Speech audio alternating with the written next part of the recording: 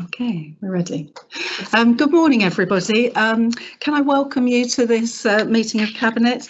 The time is just at 9:30. The meeting's been held under the new regulations which came into effect on the 4th of April 2020 in response to the COVID-19 situation. My name is Councillor Lucille Thompson. I'm leader of the council and I chair Cabinet. Just a few housekeeping reminders to run through because of the new working practices.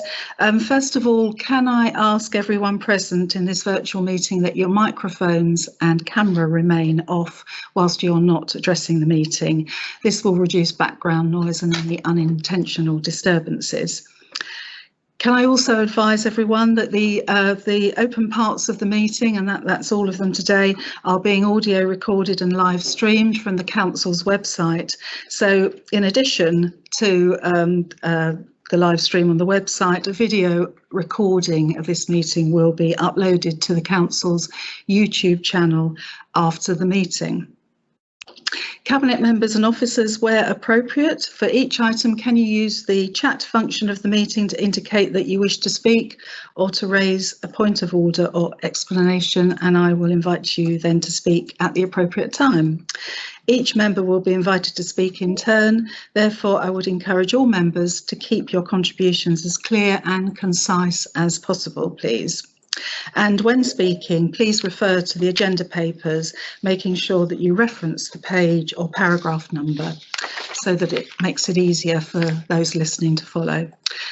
Please note that this meeting is liable to run over the 2 hours. In fact, we've allocated quite a few hours to the meeting in light of the business that we've got before us today, and I think it is really important that we get through that business as timely as we can. So I would ask everybody to just keep their contributions to the time limit. I will be sticking to that, so 3 minutes for public participation and up to 5 for councillors. And finally, if Cabinet members wish to leave the meeting at any point, could they please make themselves known to me through the chat function, and I'll announce to the meeting that you have left. So can I ask Nancy Graham from Democratic Services, please, to undercall a roll call of members to confirm who is present today. Thank you, Chair. If I could list everybody's name in turn, if you can unmute your microphone and turn on your camera, please. So Councillor Thompson. Present. Councillor Cutler. Present. Councillor Ferguson. Good morning, present. Councillor Lerney. Good morning, present. Councillor Murphy. Good morning, I'm present. Councillor Porter. Good morning, I'm present. Councillor Prince. Good morning, present. And Councillor Todd. Good morning, present. That's all members of Cabinet present. Thank you, Chair. That's lovely, thank you very much. And obviously we don't have any apologies for absence, we're all here. But could I just ask Ms Graham to tell us who the officers that are present in the meeting today, because we have a number of them on the call. Yes, Chair. With me in the room we have Laura Taylor, Chief Executive, and online we have the others from the Strategic Director team, and we also have various other officers online who will announce themselves when they're required to speak, if they are required to speak. Thank you. Thank you very much. Membership of Cabinet committees, I'm not aware of any changes to those. No, thank you very much. Item number 3, declaration of interests. Councillor Porter. It's gone on. Thank you. Can I declare a personal interest because I'm also a county councillor? Thank you. Councillor Todd. Yes, I would like to declare the same interest. Councillor Horrell, you have your hand up. Chair, apologies. Councillor Reid is unable to access the call. I wondered if you could ask Democratic Services if they could help him, please. Thank you. Oh, okay. Thanks very much. We will do. Yes, we will do, Chair. Yeah, okay, thank you. Right, I've got quite a long list of councillors who wish to speak on items coming up on the agenda, and if it's okay with everyone, I will follow usual practice, which is to call those councillors at the start of each agenda item. We now come to item number 5, minutes of the previous meeting. Cabinet, I hope you've all had a chance to read through them. Are you content that that's a true record of the meeting that took place then? Agreed. Agreed. Lovely, thank you very much. Item number 6 is public participation, and we do have a number of members of the public who want to address us today. So I will call you in order, and just to remind you, you've got up to 3 minutes. So the first one is Mr. Paul Sapwell from the Hampshire Cultural Trust, and he's coming to address us on item number 8, Central Winchester Regeneration. Mr. Sapwell. Hello. Hello. Would you like to turn your camera on? Yes, apologies. I just dropped out there as you introduced me. Oh, So I'm sorry.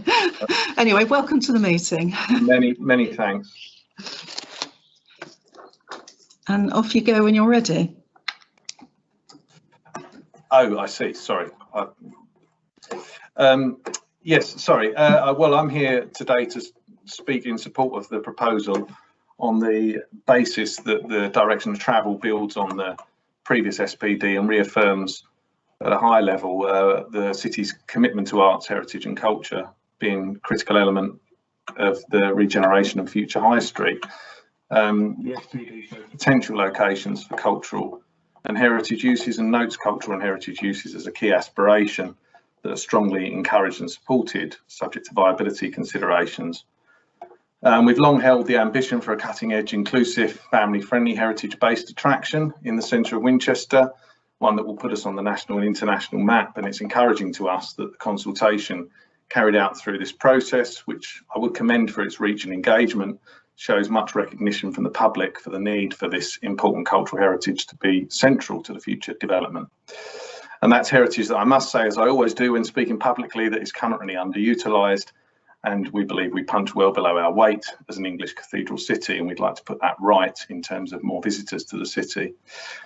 As I said on this theme, as I said during the consultation process, we would have liked ideally to have seen more explicit reference to future heritage attraction that other successful cathedral cities have developed, Canterbury Tales, Jorvik to name but a few. But this said, we've been working with WCC as a key cultural partner over the past year to develop options on how we might achieve this. And we're encouraged and do believe that subject to viability and finding an achievable funding model that this ambition can be realised within the proposal presented today. We are a little concerned around the timing with the development of the area earmarked for such a proposition in both the SPD and development being shown at a later stage, but we do recognise that much hinges on external factors, not least building ownership and a robust funding model, which we hope that together with WCC we can both unlock and achieve sooner. Last point for me is just on the use of the term culture, a term which covers many bases, and we're happy that's there. But I must stress that the key to cultural vibrancy is diversity, both in terms of the offer, the cultural programme and the audience it appeals to, and getting a balance between exploring the past whilst innovating and creating an exciting future. So we support the plans for King's Walk, and of course subject to the detail next phase, believe they represent a great opportunity. But equally, we see no reason why the balance between future creativity and better interpreting the city's history in a contemporary way can't be achieved in the next phase. So we're assured and excited that a significant cultural offer in all its forms can be incorporated in the next stage of this scheme.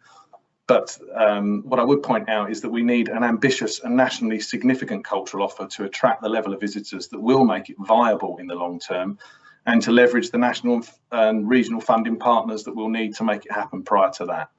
But even to start on this process now, we now desperately need to get moving in the centre of Winchester, and we therefore support this proposal in order to do just that. Many thanks. Thank you very much, Mr. Satwell, and well done for keeping to your 3 minutes. We will be addressing your remarks when we come to that paper, which will just be in a few minutes' time, really. Next up, I have Mr. Kim Gottlieb. Would you like to put your camera on and address us? We can see you, yes. Chair, I don't know if you wish to ask Mr. Satwell. Yeah, just before you start, Mr. Satwell, if you could turn your camera off, that would be great, please. Thank you very much. Okay, right. Good morning. Good morning. Thank you very much indeed for the time this morning. I'd like to highlight just one issue. I don't want to criticise the idea of a creative quarter, but King's Walk is the wrong place to put it. The reason is that King's Walk is a central and large part of the regeneration area, nearly 2 acres in size, and it is the part that most needs regeneration. Retaining something that is so big and so ugly will crucially undermine the regeneration of the whole area. No amount of money will make it attractive or sustainable, and to spend millions on it at a time when council staff are being made redundant and budgets are being cut is hard to understand. It is also hard to understand why nowhere in the papers is any thought given to the idea of just selling King's Walk. It is the easiest part of the regeneration area that could most quickly be brought forward for development. There will be little archaeology beneath the site because it's already been dug out. There are no obstacles to vacant possession and no difficult transport or waterway issues to worry about. As sites go, it's oven ready and it could be put up for sale on the market today. There would be many developers all prepared to make offers subject to planning only. Instead of spending 5 million on which you will never see back, you could sell King's Walk possibly for 10 million or more and fill the hole in the council's budget in one go. The council has a statutory obligation to achieve best value, and it can't claim it has if it hasn't even considered a sale as one of the delivery options. The idea of retaining King's Walk because it's environmentally friendly doesn't hold water. Over a 10 to 50 year period, a brand new building with CHP system and other modern technologies would be far more thermally efficient and produce far less carbon than the existing building would. You could easily put a much better creative quarter in a new development, and in the meantime, perhaps follow the previous plan to build a box park within the bus station. It was half the price, or better still, try to establish a creative quarter in the high street. Just please don't spoil the whole regeneration project by retaining King's Walk. The city doesn't want to wait another 20 years for the regeneration to be carried out properly. I wish there was time to explain more, particularly a new community-led initiative that is being promoted by local developers and architects. But I'd like to repeat the key point that retaining King's Walk will undermine and delay the regeneration efforts which the whole city centre now depends on. So please, please, please reconsider the recommendations today. Thank you. Thank you very much, Mr. Gottlieb. As I said to Mr. Satwell, we will address your comments when we come to the paper in due course. So thank you very much for your contribution. I now call on Mr. Patrick Davis, please. If you could turn your camera on. And you've got, there we go, good morning. Good morning. Thank you for joining us. And you've got 3 minutes to address us, please. Thank you. The City Council proclaims its climate emergency declaration in every report, including the one on Central Winchester today. I suggest that it is in fact undermining that declaration with the wholly inadequate proposals for bus services in this paper. To abandon a proper bus station and all that goes with it is contrary to the supplementary planning document adopted in June 2018. The prospect of COVID restrictions ending in May and June this year should be the golden opportunity for a truly progressive City Council to take every possible action to encourage the greater use of buses in our city. Understandably, the last year has seen most buses running around the city with few, if any, passengers. As the restrictions lift, the City Council should be actively encouraging local people to get back on the buses. The bus route pattern in our city means that people in, for example, Harestock, Week, Stanmore, Badger Farm, St Cross and so on, have regular services which could now flourish again. The dispiriting paper in front of you, abandoning a proper bus station and facilities and simply turning buses onto the streets, gives every impression that the City Council doesn't take the important use of buses seriously. This should be a once in a lifetime golden opportunity to promote bus use as the best way of seriously reducing car use in our city centre. Walking and cycling are fine aspirations in this and other papers, which I wholly support, but they're a drop in the ocean compared with the huge advantage of large numbers of people being encouraged to abandon car use in favour of buses. Winchester Movement Strategy and the current consultation on active travel improvements, etc., make no mention of the greater use of our buses. This should be a major city campaign to increase the number of bus passengers, reduce car use and the still dangerous pollution in the city centre. Treating bus users as poor relations with no proper facilities in the city centre is deplorable. To actually seek to prevent buses travelling through the city centre is, to me, a weird priority. It's as if the council regards bus users as second-class citizens who are a nuisance to their otherwise exotic plans. Please rethink this strategy, encourage buses and deter the private motor car. Thank you. Mr. Davis, and like I've mentioned to other speakers, we will address your comments during the debate on the paper when it comes up shortly. I still have a number of other public speakers to call, and the next one is Dr. Paul Spencer. Mr. Miller, Mr. Miller, you've joined us and that's great. I wonder, we're not ready to call you yet. I wonder whether you could turn your camera off and mute yourself. Otherwise you're being recorded. Okay, Dr. Paul Spencer. Good morning. Good morning, everyone. Hello. Morning.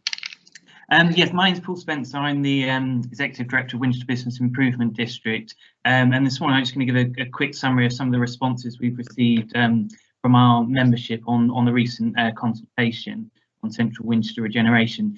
So again, as I said at previous meetings, I'd like to express the desire of many businesses in the city to see Central Winchester regeneration move forward. And progress is even more important as we emerge from the pandemic, move to a recovery phase and consider carefully the future of our city centre to ensure it continues to be a great place to live, work and play.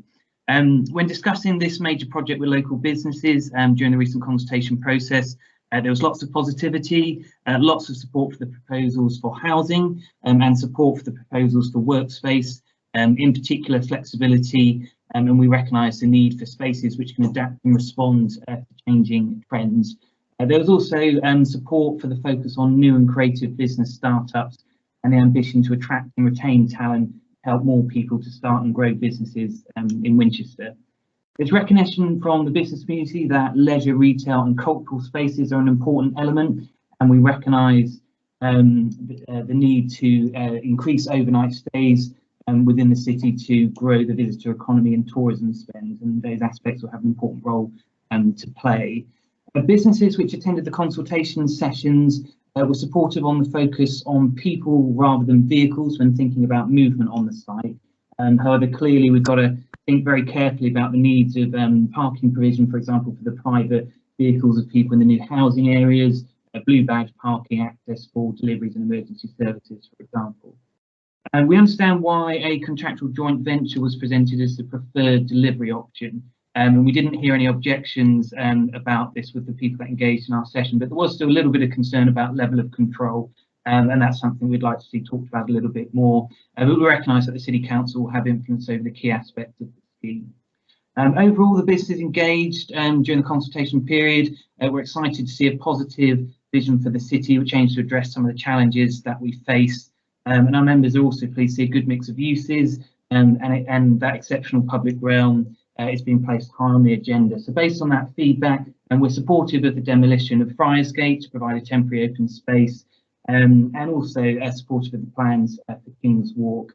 And we also just wanted to make the point about the importance of ensuring we can keep political support over the years to ensure the successful delivery of this project. We encourage councillors across parties to continue to work closely together on this project to help move it forward.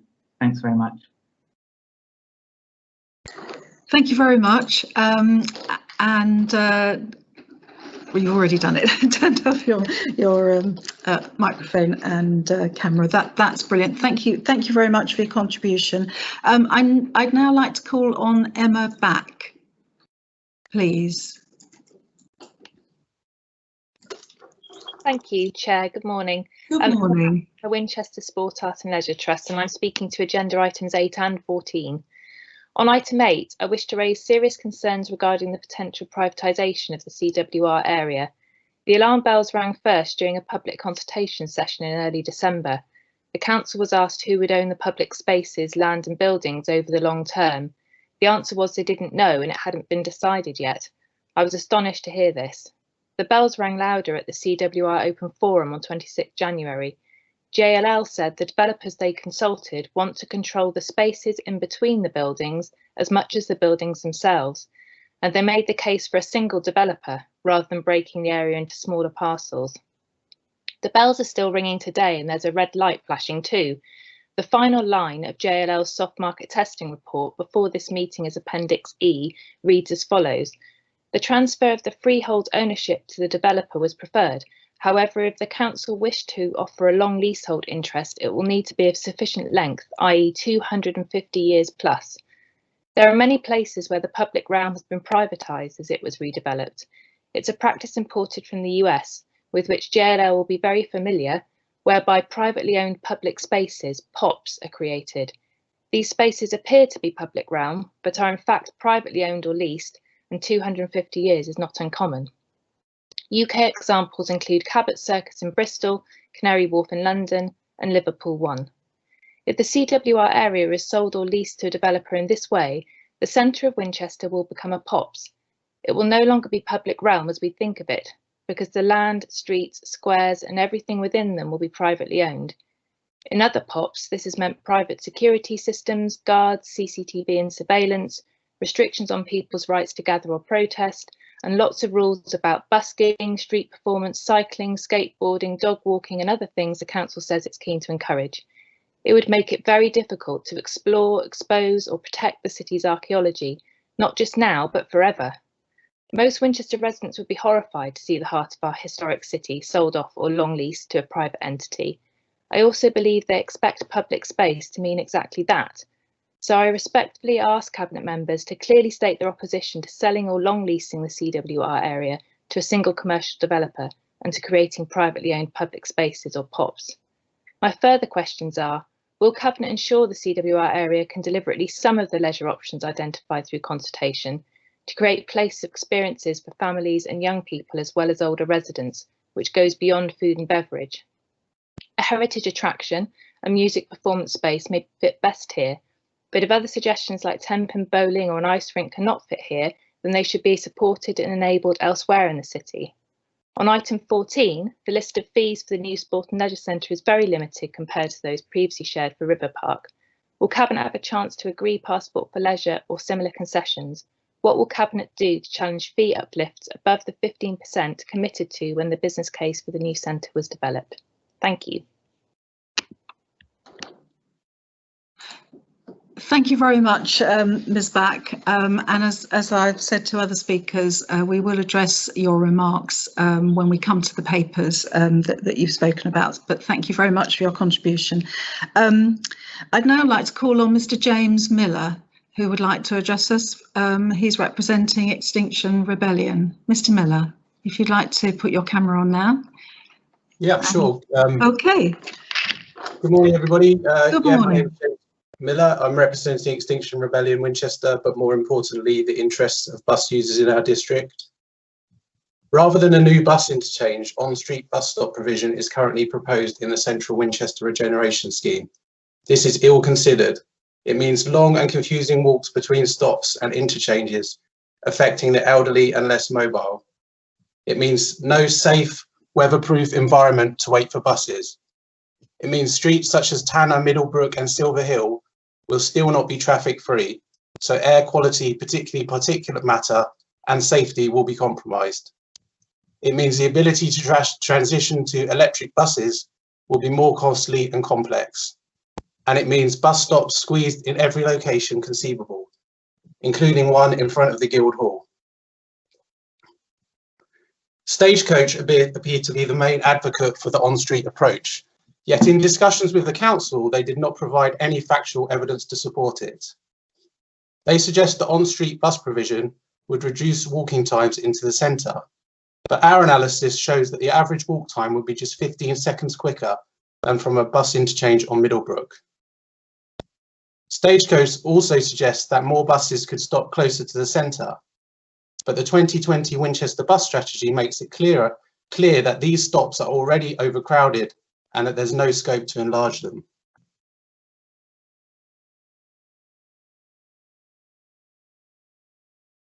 The vast majority were not even minuted, and those that are in the public domain demonstrate clearly that this decision was made on the basis of instinct rather than thorough consultation and well-considered analysis. Echoing the issues raised in the 2017 Winchester Transport Survey, the 2021 CWR consultation contains no less than 40 comments questioning the council's position on bus provision. The council's consultation response is wholly inadequate, justifying its position on the basis of buses having to travel through the one-way system unnecessarily. This is exactly why the council should not make such a crucial decision until the movement strategy has concluded. The phasing of CWR should reflect this, not work around it.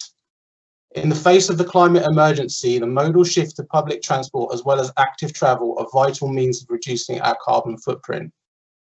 These can only be achieved by investing in a modern, efficient bus network with a safe, integrated bus interchange. This opportunity must not be lost, and bus users in Winchester must not be disregarded yet again. We ask that the council takes note of the related 38 Degrees petition that now has 270 signatures, reconsiders its position on bus provision, undertaking comprehensive and meaningful analysis, fully integrated with the outcomes of the movement strategy. Thank you. Thank you very much, Mr. Miller. We lost you very, very briefly, probably for a sentence during your address to us. If you have written down the words that you've said, I wonder whether you could send it through to Nancy Graham at Democratic Services, just for the purposes of the minutes. That would be helpful. But thank you very much for your contribution. That concludes the public participation part of the meeting. So thank you all for your contributions. And as I say, when we come to well, there are really only two papers that people were talking about. The points that you've raised will be addressed. I'd now like to move on to item number 7, which is Leader and Cabinet Member announcements.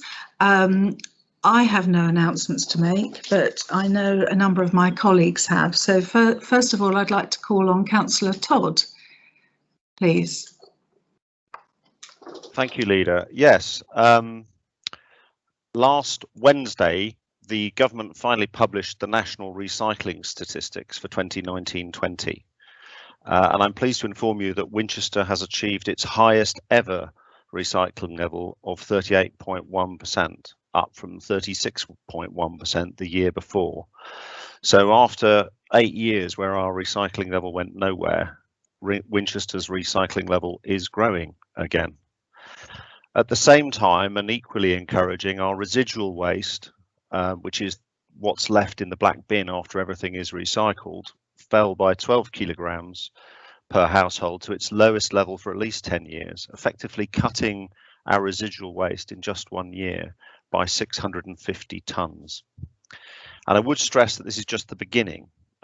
2019-20 only includes 6 months of the class collection service and doesn't reflect our other improvements since then, such as difficult access rounds, which extend the reach of our glass and recycling collections, the carton recycling trial, batteries and electrical appliances. COVID has also had a very major impact on recycling levels, but the provisional figures we have so far for 2021 show a significant increase in every single quarter compared to the same period in the previous year. So it's a very encouraging start. There's more to come. It's been a huge amount of work by council officers and our partners at BIFA. And so I really would like to thank the work of officers and the work of our partners at BIFA for their incredible hard work in driving the service ahead, and of course in the current financial year during COVID for keeping the service working and improving it in such difficult circumstances. We also wouldn't have seen these improvements if residents weren't supporting our recycling service as well, so I'd like to thank them as well for all their support and in helping us to achieve this significant improvement in recycling levels. Thank you very much, Councillor Todd. I now call on Councillor Murphy. Thank you, Leader. I'm pleased to announce that our brand new rapid charger at the Worthy Lane Coach Park is now live.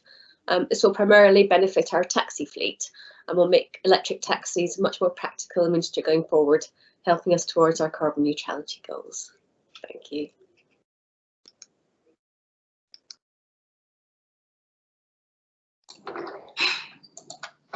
Thank you very much, Councillor Murphy. I now call on Councillor Lerney.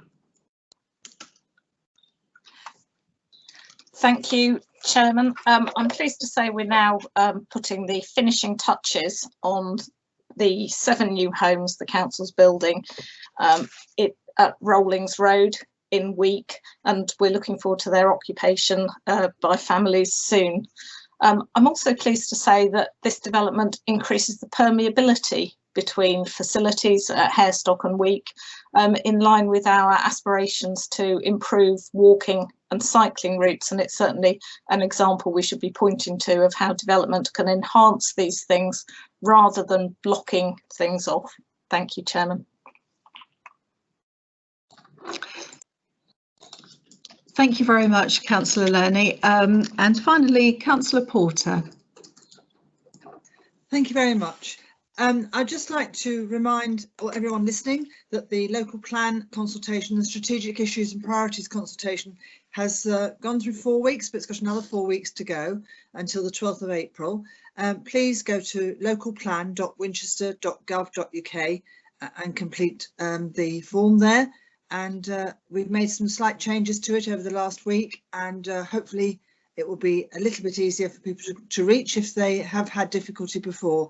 And also we've informed parish councils exactly how to complete it as well, and to work through that with their own parishes as well as the town forum. So go to localplan.winchester.gov.uk to complete the form before the 12th of April. Thank you, Chairman. Thank you very much, Councillor Porter. Right, that concludes the announcements. So we now move on to the formal part of the agenda, and item number 8, Central Regeneration Development Proposals and Delivery Strategy, pages 19 to 250. It's a long one on your agenda pack. Can I call on Councillor Lerney, please, to introduce the paper, and I believe we will then be seeing a presentation by Verian Lyons. Councillor Lerney. Thank you very much, Leader. I'm really pleased to be bringing forward another step in achieving the vision set out in the Central Winchester Regeneration Supplementary Planning document for the incremental development of a vibrant mixed-use quarter in the heart of Winchester. While we are looking to build on the creative dynamism we have in Winchester and create an area attractive for younger people to live in, work in and spend their time in, we are committed to enhancing the historic and wider cultural offer, not only on this site, but in Winchester more generally. And as Mr. Sapwell has referred to today, we are working closely with Hampshire Cultural Trust to achieve this, not only through the provision of a physical heritage attraction, but a wider programme of cultural events and opportunities in spaces across the city. Archaeology is also a priority, and we continue to investigate this in a minimally damaging way according to best practice, and look forward to reporting back on the early findings from that soon. Today, we're looking to enable work to start on site with work at and around King's Walk and Friars Gate, which will enhance our city centre offer and bring people to the high street.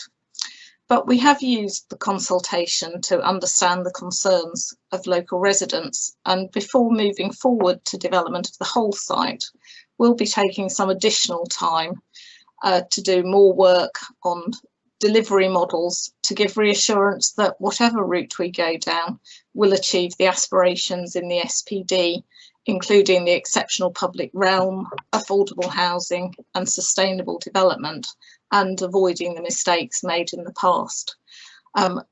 We've certainly heard what Emma Back has said, not only today, but in her previous comments and response to the consultation around the public realm, and we'll certainly be taking that forward in the discussions we have about the future delivery method.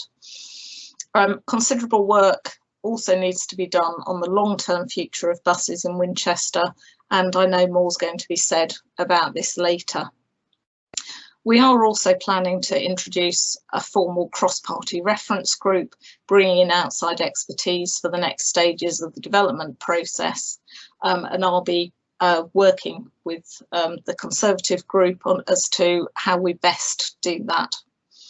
I'm now going to ask Vereen Lyons, our Head of Programme, to present on the key outcomes of the consultation and our responses, which will pick up on some aspects of the representations made today, next steps and likely timescales. The presentation is available on the City Council website with the today's agenda, so that those listening into today's meeting can follow it. Thank you. Thank you, Councillor Lerney, and good morning, everybody. I hope you can see my screen. I've just done a screen share of the presentation, and I will go through the responses to the consultation comments that we had, but spend a lot of time talking about what we're going to be doing going forward with the next steps, and also addressing some of the comments that have come in this morning from our speakers. So this morning, just quickly, if I can get the presentation will be a really quick reminder of where we've been and the work we've been doing, a summary of the consultation comments and feedback. As I say, the full details are in the full Cabinet report, so we'll go through those relatively quickly, and then we will come on to the next steps and our expected timeline for the next sort of 12 to 18 months. So what we've got here, I'm sure some of you will have already seen this. We've used this slide several times in the past at our open forum, at various different sessions, just to try and get across to people the amount of work that we've been doing since the adoption of the SPD back in June 2018. I'm not going to go through it all now because, as you can see, there's an awful lot of work that has been going on. Some of it we've shared in public at various different forums, and you can see here now we're at March 2021 in Cabinet. And as Councillor Lerney has said, the presentation is available now on the website, so do please go and take a look if you want to remind yourselves of everything that we've been doing since 2018. So moving on to the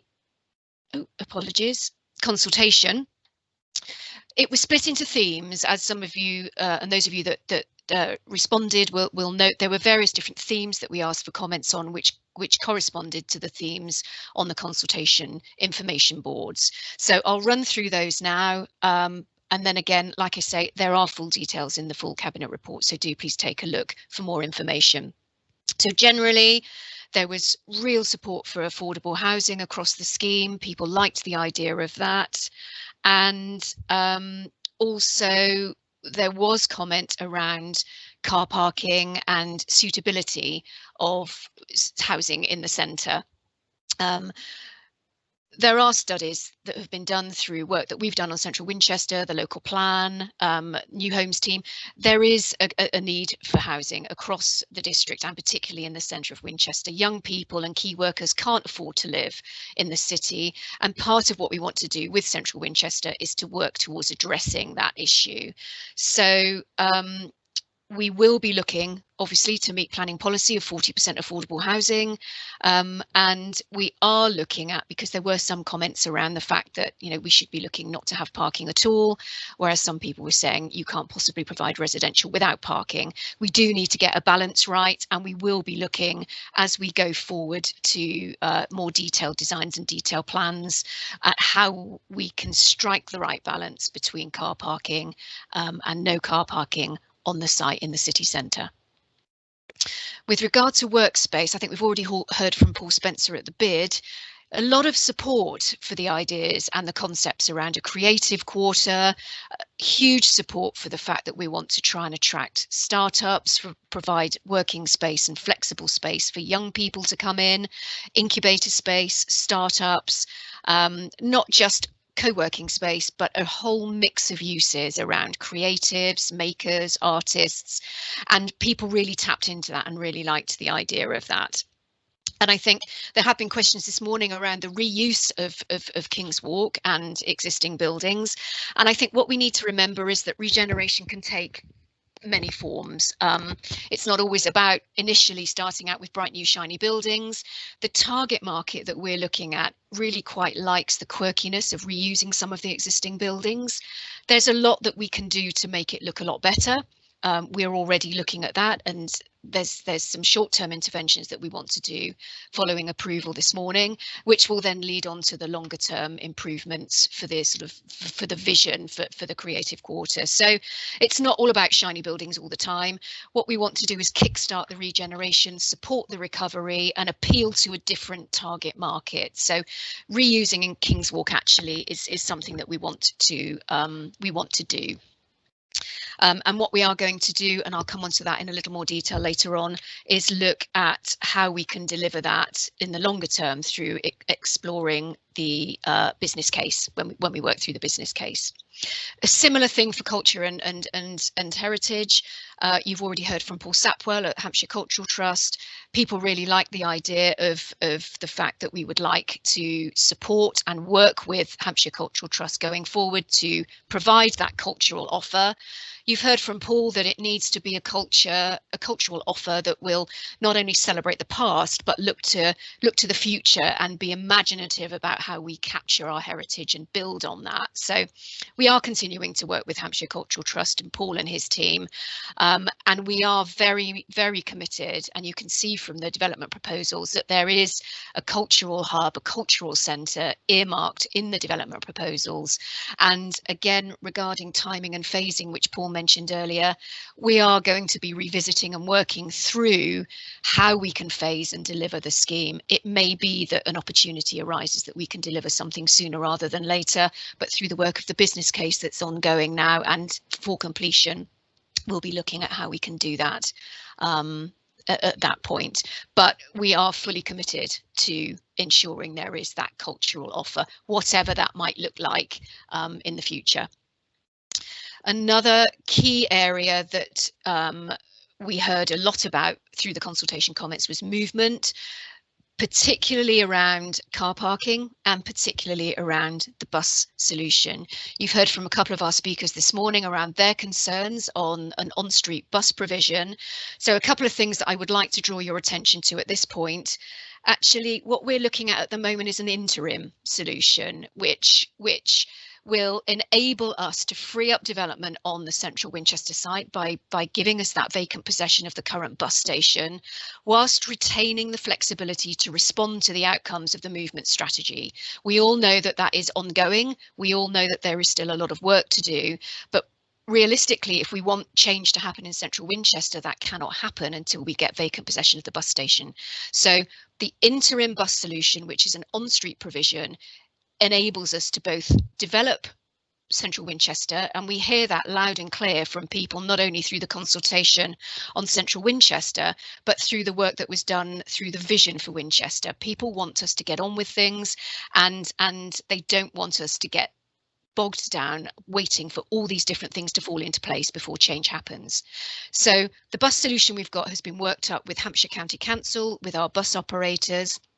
And I noticed that Mr. Davis referred to the SPD with a bus station over on Middlebrook Street car park. What the SPD states is that we will look to provide a bus hub. That can be very many different things. It's not necessarily a full-blown bus station. And a lot of the engagement taken throughout the work of the SPD, and you can see it in the SPD on page 115, those people that were actually engaging around the bus provision also stated that location for the bus stops was key, and for them it's not necessary, the bus people that were consulted back for the SPD, to have a bus station. What they wanted was convenient stops, decent and good quality facilities such as bus shelters, real-time information facilities, and that is what we are aiming to deliver on street. So we are still very much keeping an eye out to the future when it comes to buses and how we can respond to the movement strategy, but we also understand that we need to start making some change, and in order to do that we need to move the bus station. So a lot of work has gone into that, and we will come on to a little bit more about what we're going to be doing over the coming few months a little bit later on. Huge support, unsurprisingly, for our public spaces. Again, we can talk a little bit more about Emma Back's comments later on around how that can be provided, and we can call on our colleagues at JLL to explain. But actually, having brilliant and fantastic open public space also needs maintenance and management to keep that space looking top quality and in good condition. So it's not just a question of providing it and leaving it, it's how can that space be managed, how can it be activated, how can it be maintained. So I think all of that feeds into the considerations we have when we start to think about providing that public realm. Not just about the provision of it up front and the capital costs, it's those ongoing costs and the ongoing management of it later on. So we can talk a little bit more about that later on. Sustainability, we've heard a little bit about that also this morning. You know, the pros and cons of reusing some of the existing buildings, reuse of some of our materials. It is a prime sort of objective for us. You know that the council has declared a climate emergency. It is very much in the forefront of what we're doing, and we will continue to keep that a priority as we go forward. So it's something that is up front and centre for everything that we're doing on Central Winchester. A couple of just other points that have come throughout the general consultation. Some people wanted or were expecting more information. There was some comment around archaeology and also some comments around viability. So again, what I want to stress is at the moment, the stage that we're at is not detailed design. There will be more designs and more detail coming forward as we start to get the sort of planning done and thoughts behind how we're going to develop the scheme and what that is actually going to look like. So have no fear, there will be more opportunity to comment on more detailed designs. We're not sort of scrapping what we did with the SPD. Again, we've heard that quite a bit. We're building on it and we're evolving it and we're responding to the challenging times that we're in. And also we are constantly reviewing the viability and what our options are around that. And we have heard loud and clear some of the issues and some of the concerns that we've got around the viability and the deliverability. And this has come out through the comments that we had on delivery approach. So you can see here that there was general support, obviously, for the incremental delivery, the phased approach, but there was concern, understandably, around the emerging thoughts that we would be looking to find a single developer to help us deliver and support delivery of this. And we should be learning from our previous experience on that front.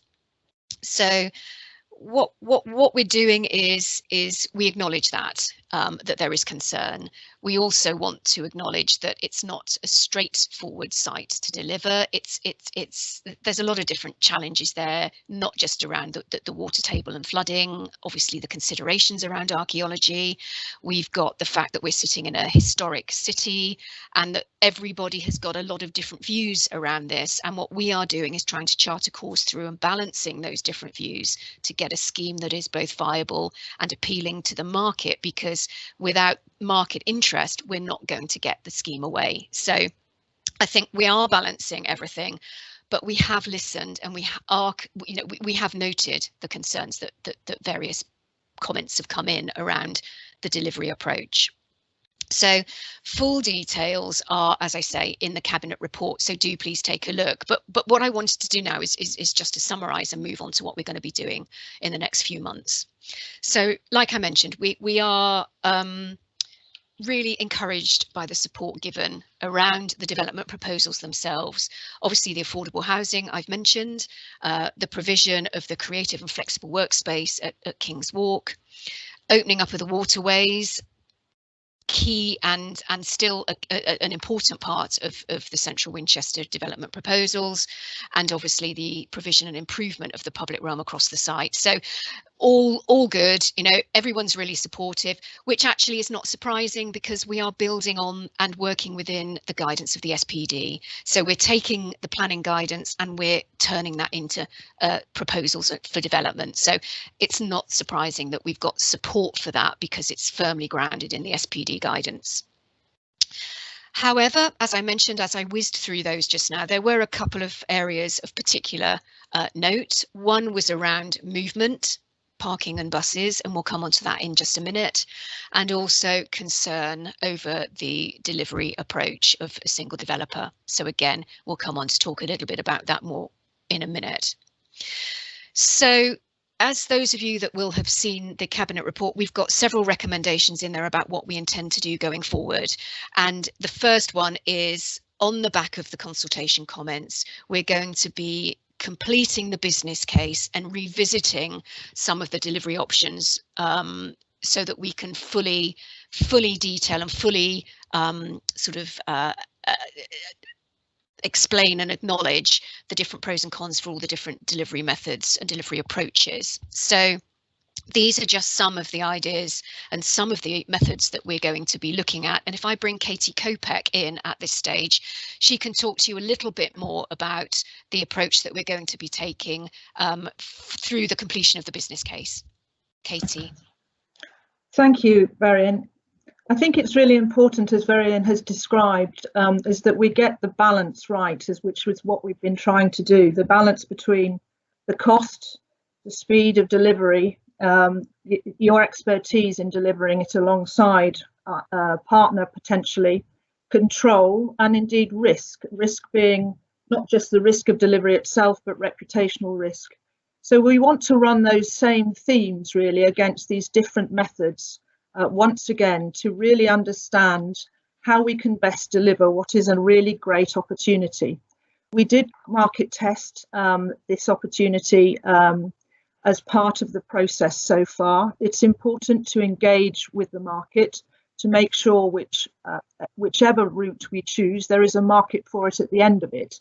This market testing was not to do a deal with a developer. It was really to sound out the methods that we had in mind to ensure that they would have an appetite to be able to work with the council to deliver what Winchester wants. I think it's really important to understand that that isn't something that we've been working hard on from a viability perspective. Some of the uses that we think will future-proof Winchester by encouraging the youth of Winchester to stay and work and create new businesses in Winchester is really future-proofing the city, and not necessarily something which a market developer driven by returns would want to do. So we are trying to balance that with other viable uses to make sure that we can deliver the mixed use regeneration that this site really deserves. And so we're really passionate about trying to make that work within the guidelines of the SPD, which we've always held most dear. So these are the different types of options that we will be revisiting to be able to give more comfort that the ultimate route that we choose to deliver the scheme is one which will balance those risks and rewards, but also, most importantly, deliver the long-term solution that Winchester so much wants. So from freehold and leasehold disposals, long leasehold disposals are a way for the council to retain some control, particularly over uses. Freehold, obviously, not so much. The single developer route balanced those viability risks from those areas by doing with a single developer. You can balance the bits that make money against those that don't. They also have a real responsibility to make the whole scheme work as a cohesive unit, which is much harder to do if you start to split it. And I understand from Miss Back's comments earlier about the POPs and privately owned public spaces. The reasons why we do those privately owned public spaces is so that developer or owner, in conjunction with either the freeholder, occupiers and other users of the space through a management company which we would set up, would actually run and curate all of the uses and events around the spaces, and make sure they are properly maintained to the standard that we would want to see for a great place like this. So it's about the vibrancy. It's not about gating things. It's not about controlling things. It's about making sure that the spaces that we want to see between the buildings are giving just as much, more so than the buildings themselves. The other options that are up there are obviously for the council to deliver King's Walk, which we're looking very closely at the moment, and then potentially with the bus solution, and then options for multiple developers. Notwithstanding what I've just said about control of a number of different developers on what is quite a tight site to try and bring together development quite quickly, it is something that we would give due consideration to.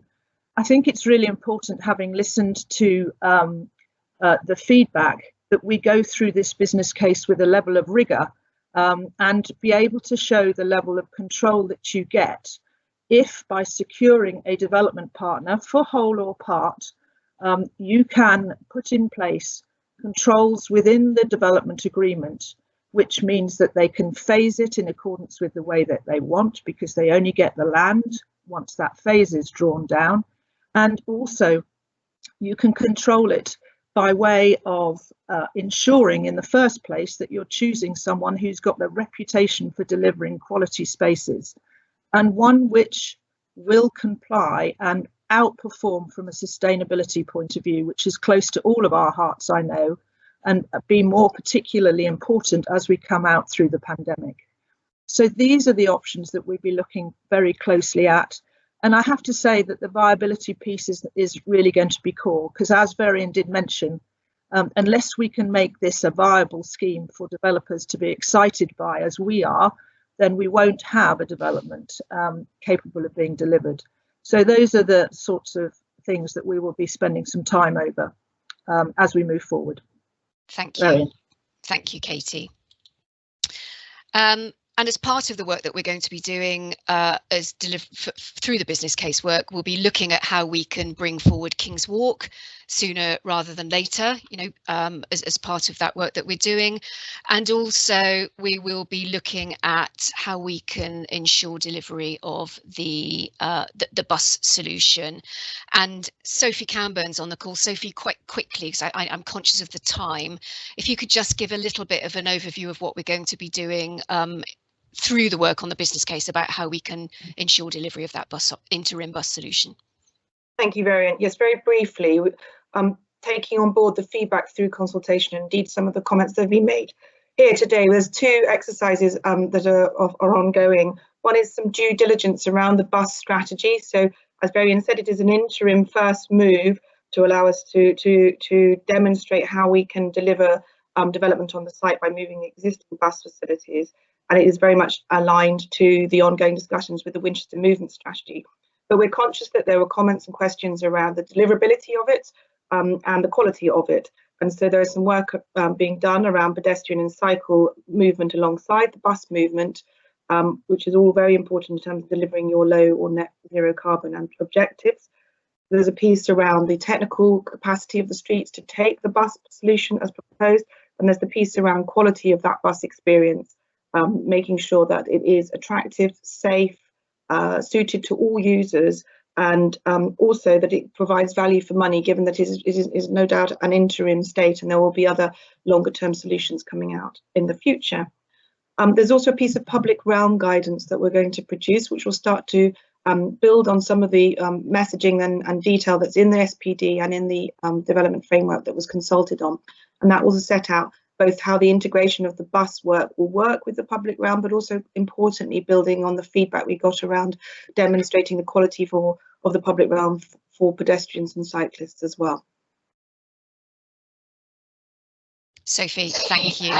And obviously we are fully aware, and we are working with colleagues at Hampshire so that this is totally integrated and aligned and joined up with the work on the movement strategy, so that the future vision for buses throughout the city can evolve. And I think what we've got is that interim solution, which gives us that flexibility, as I said earlier, to both develop the site and to respond to whatever comes out from the movement strategy and as that develops in the future. So that's the work that we're going to be focusing on regarding the business case. But also so that we can actually crack on and do work, we're going to be, and we are today, seeking approval to do short-term improvement works, not only to the public realm at King's Walk, but also around the buildings themselves as a precursor to the longer-term vision that we want to move towards looking through the business case. We're also going to be seeking approval, or we are seeking approval, to submit a planning application to demolish Friars Gate and to deliver some open space, which will then start to open up the site, give people the sort of the ideas of what the site will be looking and can look like, with access through the site, you know, connectivity, bringing people through and opening up the site more generally so that people get a feel for what's coming on in the future. Sorry, the images don't seem to be loading very well, but we will also be continuing to work with the third-party landowners on the site so that we can understand how they are looking maybe to develop their own individual sites within central Winchester. And as we've mentioned a couple of times, viability is a key consideration for us. So we are always looking at, and we will be looking at, securing external funding, which will obviously help with that viability consideration that we've got. We will obviously be looking to move forward now with our communications and engagement, building on the consultation that we've done recently, and making sure that we liaise and keep everyone engaged at every step of the way going forward. And we'll start to pick that up now. And as Councillor Lerney mentioned a little while ago, we're also looking to form a new cross-party group, reference group, as the project moves to the next stage, so we can get more involvement across the board. So what we've got coming up in the next, if it loads for me, bear with me 2 seconds, I do apologise.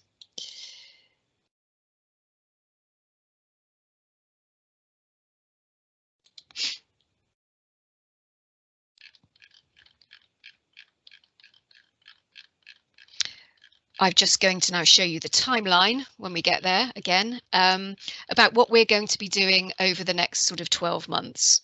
Here we go.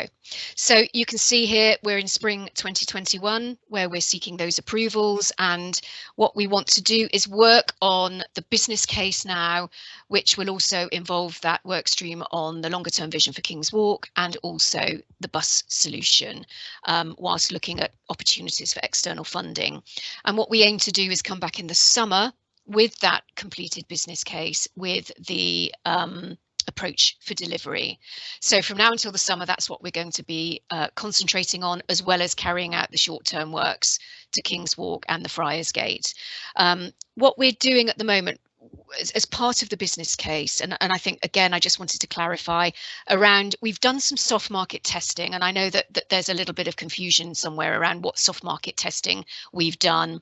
And I just want to explain the fact that soft market testing is a standard, a standard sort of industry-wide sort of approach. And what it is it's informal conversations with a mix of developers across the development market around what their thoughts and what their views are on the proposals and what we were thinking. So what we did earlier on this year is to go out and do that soft marketing exercise with several different developers, various different types, residential, mixed use, so that we could just understand what their views are. And then what we've learnt and what we listened to, we will then build on as we start to draw up the brief before we go into any procurement exercise, where we will then be following, obviously, our procurement process for going out to market. So it's really informal conversations with various developers ahead of when we start to draw up the brief for procurement. So we've done that across the scheme, and as part of the business case, we'll be doing a little bit about that around King's Walk in isolation. So that will form part of the business plan. So we'll be coming back with that in summer, and then you can see here there is also another session where we'll be coming back to Cabinet in sort of autumn winter of 21 with approval to procure. So based on the soft market testing information, we'll draw up the brief, we'll sort out the procurement process, and whatever the business case comes up with and whatever the delivery approach is that is adopted and approved on the back of the business case in the summer, we will then go out and seek approval to procure in the winter. So that gives you an idea of what we're going to be doing over the next 12 months.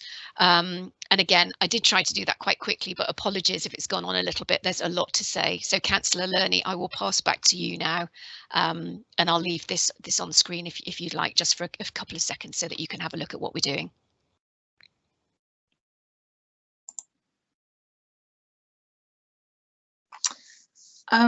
Thank you, Varian. I was actually going to invite Councillor Todd to make a response around the need for long-term plans for buses in Winchester. It's something that we have actually been working quite hard on, but it falls within his remit. Thank you, Councillor Lerney. Yes, I think it's important that people, first of all, I should explain that I'm the Winchester City Council Cabinet member responsible jointly with the portfolio holder at Hampshire for the City of Winchester Movement Strategy, part of which includes plans for buses. And I think it's important that we're clear that the decision in front of us today is not the final plan for buses. It's an interim step that's needed to free up the existing bus station for redevelopment and to ensure that throughout the entire process of development we continue to meet bus users' needs in the short term and the medium term. I think it's also that we're clear about what is being proposed. There is no plan to put extra bus stops in front of the Guildhall. The SPD is clear and effectively commits the council to keeping bus stops on the Broadway, although that is something we continue to look at. But there is no plan to put them in front of the Guildhall, and there will be no plan as far as I'm concerned. I also don't recognise the 15-second figure for extra walking that's been mentioned by some people in terms of what would happen if we scrapped all the stops near the high street, as some seem to want. I've checked the distance, and it's true, Hussein Bolt could get from the high street to Middlebrook Street in 15 seconds, but he's genuinely one of the few people who could. So I don't see where the 15-second figure comes from if we're considering an elderly person weighed down with shopping.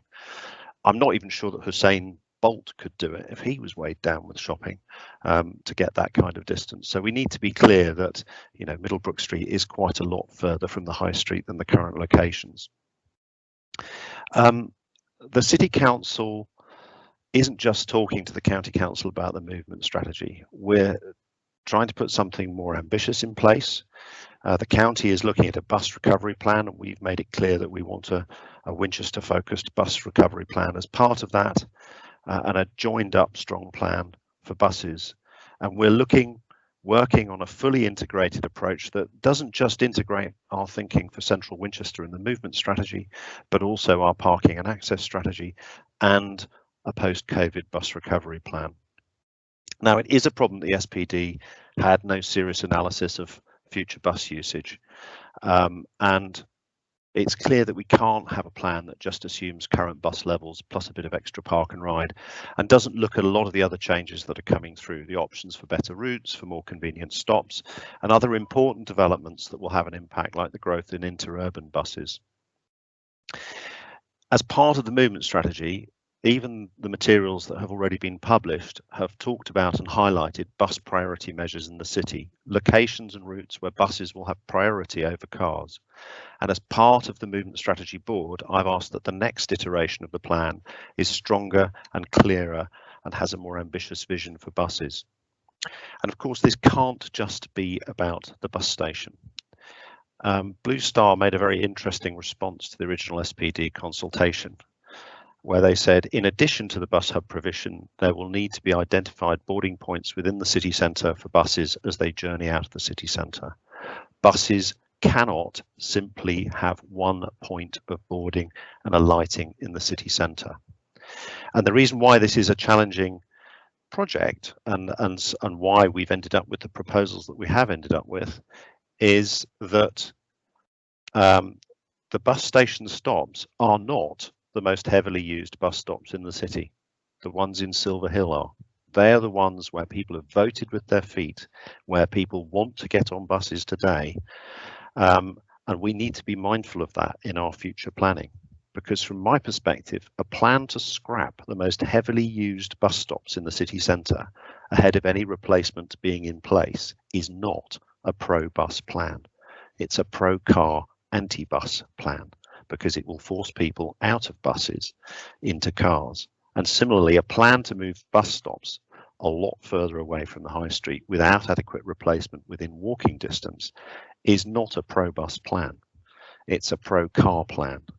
And that's why we are being very careful, working closely with the bus companies who have an interest in people using buses, despite what some may believe, to come up with the right stops, the right routes, the right infrastructure throughout the city to support increased bus usage, to give people in the city who aren't walking and cycling better options to be able to access the centre of the city, go where they want within the centre of the city, and use the centre of the city.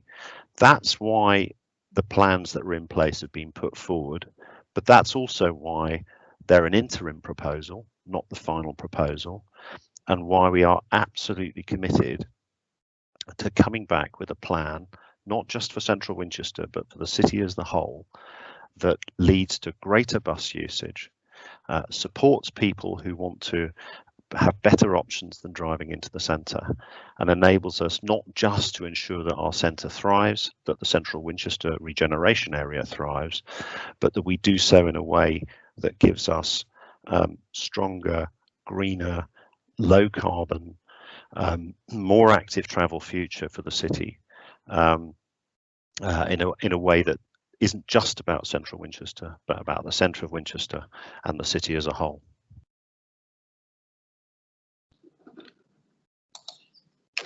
Thank you very much, Councillor Todd, and thank you very much, Varian, for your presentation. That was very welcome, and I think for all those listening and the people who will view this later on will be grateful for that. So thank you. I've got a number of councillors who've registered to speak, so I'm sort of keen that we get started on their contributions too. And first up, I'd like to call Councillor Power.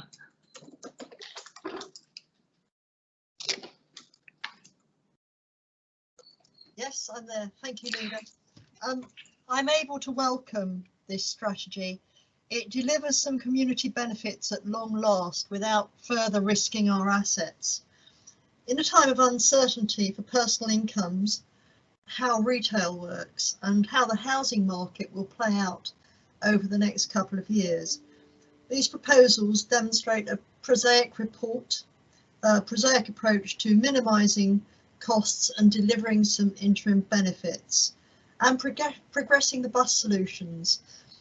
If this was easy, it wouldn't have taken us 30 years to get this far. By demonstrating that we can deliver these benefits in the short term, you will be promoting confidence that we can deliver the longer term benefits. And I'm very much looking forward to seeing how this plays out. Thank you, Leader. Thank you very much, Councillor Power. I'd like to now call on Councillor Lumby, please. Thank you, Leader. Sorry, just playing with the technology. Can you hear me? Yes, we can, and we can see you too. Oh, I apologise for these, but for that I would have. Yeah, the lockdown hair is starting to get to yeah, pretty bad extremes, I'm afraid. Thank you very much, and thank you for the opportunity to address Cabinet today. Councillor Horrell is going to cover various points, so I will be covering separate points to her. Can I start with a point that I hope we can all agree on? We really do need to get on with this regeneration. Too long has been spent since the SPD was published without real progress. The questions should, to my mind, be: is the development viable? How is it best carried out? How do members get to approve the outcome of that analysis? Let's begin with viability. For too long, the consultants have been gorging on this project, adding to the cost and so undermining its ultimate viability. I see from paragraph 2.2 on page 22 that JLL alone have gobbled up £503,428 so far. If that figure is correct, and if we bear in mind that the budget, from the budget of 3.5 planning posts is £149,000, that's an equivalent of 11.8 planning posts for a year, or 3.5 posts for 3 years and 4 months, just going off to JLL. And what have we got in return? Delay, fancy slides, and an idea for doing a refurb on King's Walk. Certainly not value for money in my book, or what we can perceive as progress. Councillor Horrell will talk a bit more about King's Walk, but I'm really worried that it will actually damage the viability further by putting off other developers and adversely affecting value. And given that the building has had floods in December and January, prolonging its life for another 15 years seemed to be another costly mistake. The short-term improvement works alone will cost us another 4.5 planning posts. That viability already seems to have endangered the cultural attraction, which, as we heard earlier, will be so important for the renaissance of Winchester and the creation of a rejuvenated centre. It now merely being taken into consideration the proposals have progressed, to quote page 35. The loss of this will be a major step in the wrong direction, and we should commit to this. But I'm concerned that the viability is at the same time being subordinated to other sacred cows. There was a suggestion on page 27 at 7.3 that retaining King's Walk will have a lower carbon footprint than a new building. Yes, but it's a horrible building that damages the rest of the development and will have to come down at some point anyway. So let's get the viability completed as soon as possible and shared amongst the members so they can assess options. How best to carry out the development? The single development route worried many on the consultation and may be further undermined by doing King's Walk separately. I'm really worried that if we hand over title to a developer, important asks will start to disappear on grounds of viability. By having given one person control, it will be too late to pursue a plan B or to take advantage of the value created by earlier development. Instead, we'll be open to being ransomed in the same way as Henderson tried. It is said that the one thing learned from history is that nothing can be learned from history. Let's not prove that right by repeating that mistake. To my mind, following the idea of the SPD by working on a plot-by-plot basis gives us much more flexibility to remarket parts where developers tried on, create a diversity of style, and allow us to benefit from the increase of values as the area improves. I found the JLL analysis on this somewhat binary and too high level, and I would have hoped for more here. That may be the penalty for my 30 years doing property developments. I did hear Katie Kobick's comments on this just now, but there are various ways that sophisticated and well-advised developers get around the sort of controls she's mentioned. I know this because over my career I've seen them deployed on a good number of occasions. To me, a piecemeal approach with the council employing a development manager in some manner will be a better approach, but of course any approach has to be viable as well, as very acknowledged. Finally and briefly, the question of member approval. Councillor Lerny was kind enough to confirm to me in response to a question earlier that any development agreements and the like will be brought forward to full council to debate and sign off, and I hope that remains the case. It's not mentioned in the governance section or elsewhere, but I do think it's important that, before the button is finally pressed, all members have a chance to have their say and cast their vote. As Dr. Spencer from the bid said, the aim should be to get to a place that all sides can support going forward. Thank you.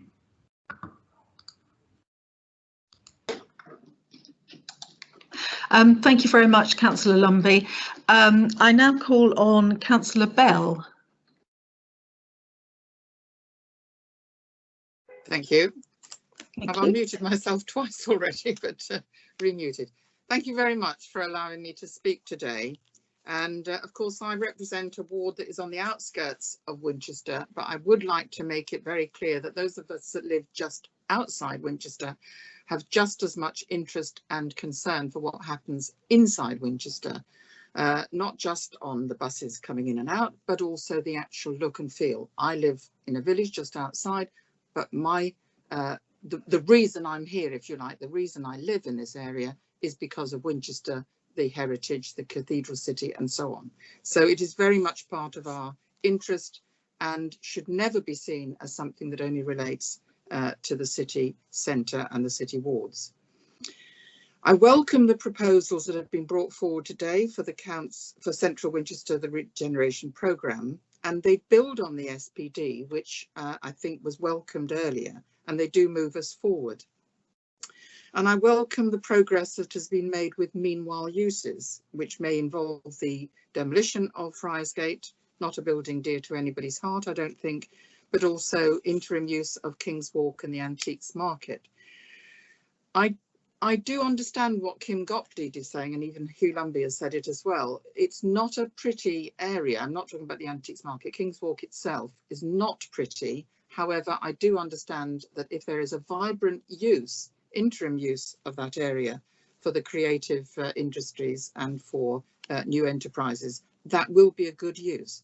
But could I please ask that we never again build a wall, a brick wall, that is now outside near to the old post office, a dreadful imposition a few years back. Please, never again.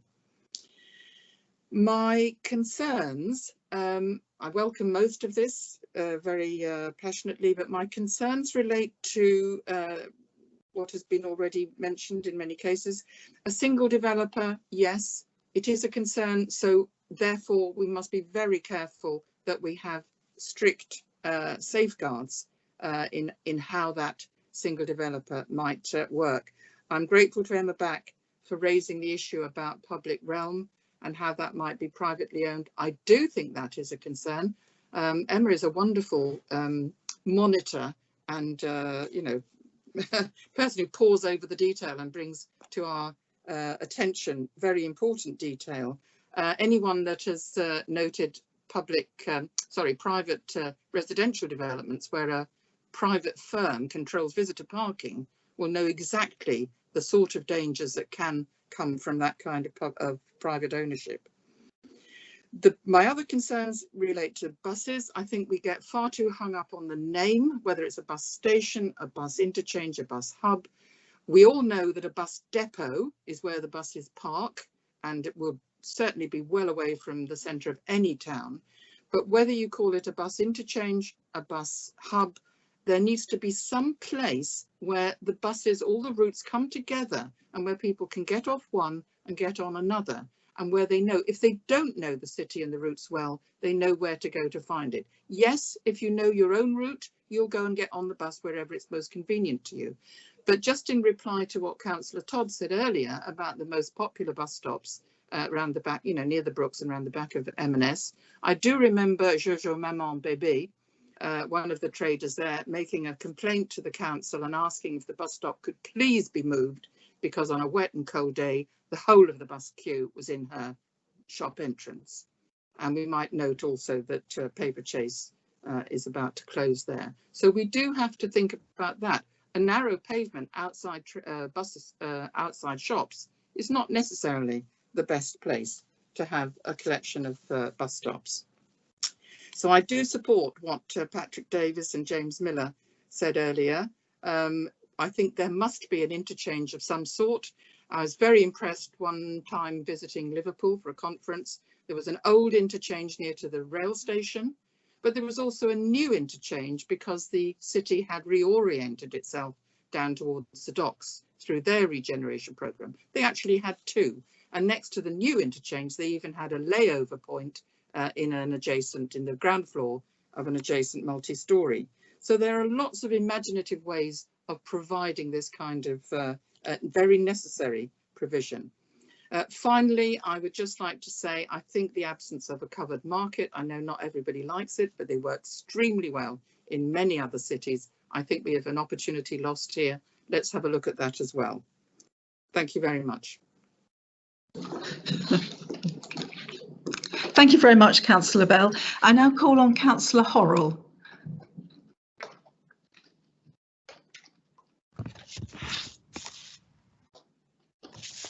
Good morning.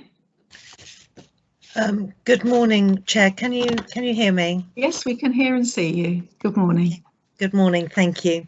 And thank you for allowing me to address the Cabinet today.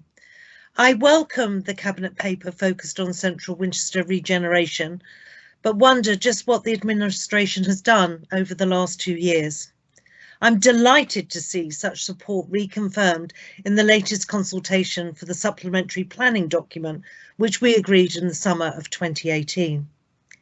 Can I suggest the reason why this is the case is that the work conducted to deliver the SPD was completed with the input of a very significant number of residents and interested parties, over 3,000 I believe, and because it provided a solution that we all could support. The latest consultation with some 300 respondents clearly endorses the SPD direction of travel, but questions the bus hubs solution, as the current proposals are now not how it was envisaged in the SPD, and people are worrying that a temporary solution may become the permanent one. And they're also worrying about the emerging delivery route for the project, in case we fall into the same results as last time. So the message is clear.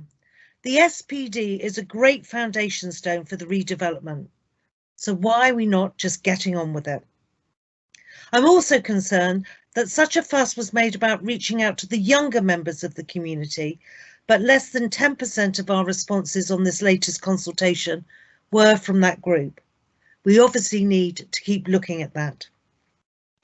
I welcome the thorough review which is promised in the paper that will be undertaken by scrutiny on this project in the future. In my view, this is essential since we have a very high-profile project subject to historical legal challenge, and sadly you've chosen not to share this paper at any other council committees for member review before today. That is such a pity. As an administration, you have committed very overtly to the delivery of a creative quarter at King's Walk without undertaking the financial assessment of this idea and its overall impact on the delivery of the Central Winchester project. The reason you say you want to bring King's Walk forward is to bring a level of expectation and confidence in the local community and wider market, to kickstart the transformation. Is it not the case that this could in fact delay and hinder the transformation? You indicate in your paper considerable investment is required to make King's Walk happen, and yet we do not have the cash identified to deliver this. Also, do we have the skills as a council to develop a scheme ourselves successfully? If we do not deliver the scheme, who else will? So we have no idea of the commercial viability of the King's Walk scheme. Is this realistic when we're already told by our advisors, JLL, that the Central Winchester site is limited in scale and yet we're proposing to hive off a key part of the real estate for the next 10 to 15 years. Do we understand at this time the full site value and the benefits of creating a fully integrated and viable final scheme? I don't think we do. Why are we committing to the King's Walk project when the buildings have been flooded twice in the last 4 months, and yet we're still to undertake a full condition survey? The report indicates even more cash may be needed to resolve immediate issues for the King's Walk project that are not currently proven in its financial worth. So is King's Walk just a vanity project to say we've done something on the site, instead of grabbing this wonderful opportunity to transform the centre of our historic city, guided by the SPD, and actually deliver central Winchester, as the residents have already told us they would like us to do? Thank you, Chair. Thank you very much, Councillor Horrell. Before I call out our final councillor contribution, I'd just like to pick up on one point that you made. Councillor Brooke, as Chair of Scrutiny, was offered the opportunity to have this paper looked at by Scrutiny, but she actually declined. So I just wanted to clarify that point that was made by Councillor Horrell just now, that no other committee was offered the chance to look at this paper before it was presented to Cabinet. That's simply not true. Could I now call on Councillor Weir, please? Thank you, Leader, for the opportunity to speak this morning. And can I welcome this clear and pragmatic paper that gives a real sense that Central Winchester regeneration is moving ahead at last. I'd just like to take us back 2 years in the sort of closing days and weeks of the last Conservative administration, when I was part of a cross-party panel who endorsed with great enthusiasm the appointment of JLL and Arup to be act as our guiders on taking forward this major project. And I think we should applaud the work, the patience work that they've put in to getting us to this point. And I have to say, I think whichever administration had gone forward at that time, we would probably have been in much the same ballpark. Nobody anticipated the upheaval that we've been through in the last 12 months. And certainly the role of Central Winchester regeneration is changing as a result of that.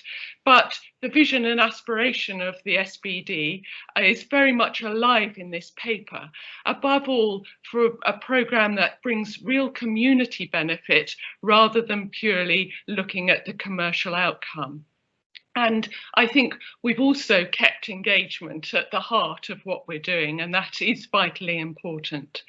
But changing times have called for much greater focus and prioritisation, and I welcome the approach that's taken in this paper to put establishing the creative zone in Central Winchester at the heart of the programme, to focus on work on the public realm at Friarsgate, and to look at how we can bring forward as quickly as possible more affordable housing in Central Winchester. I think the phasing is well reasoned and it's an efficient resource deployment. We're investing where it can be most beneficial at this time. Central Winchester, I think we have to realise, is going to have to do more heavy lifting to bring the city centre back to life in the years ahead. So deliverability, viability and sustainability are really critical to this project, and as well as being resilient, vibrant and bringing back vitality. Striking this balance will require careful work, and finding the right development partner on the right terms is essential. We need to find a development partner that shares our aspirations, our values, and our determination to deliver our climate outcomes for all. So they need to be pragmatic, be willing to engage with the public on this journey, and to be innovative in doing that. And undoubtedly, our ability to sustain a level of control is vital to that as well. But at the end of the day, we want to see a project that is inclusive, that brings good jobs for all, good homes for all, and is a healthy place for all to enjoy. Thank you.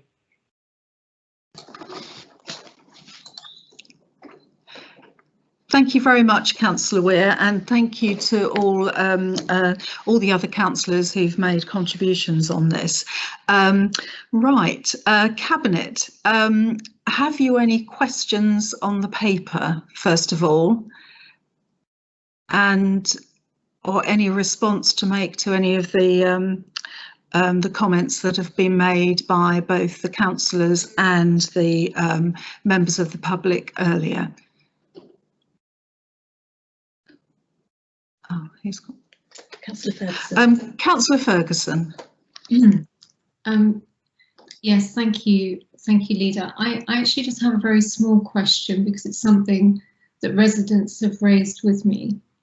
In the initial work that's been proposed in the paper under 15.5 to improve the public realm around King's Walk in the very short term, I wondered if the Cabinet member or officers could say whether or not that work will include outdoor seating. It's not mentioned in the paper, and I know what a difference the work that at St Maurice's Covert has made and transformed that area by adding seating, and it's something that we don't have in that part of the city, and it's something that residents are concerned about. Thank you. Okay. Who's going to answer that? Councillor Lerney or yeah. Hang on. Yeah. I'm happy to take that. Yes, certainly we anticipate that any plan for the area will include additional seating. As Councillor Ferguson has said, the addition of seating in St Maurice's Covert has made it a place where people want to linger. There is a kind of irony there in that some of the walls that were put in that area were actually designed to stop people from sitting rather than encouraging them to. And yet, as she says, we know it's such an important part of being in the city centre, particularly in these COVID times.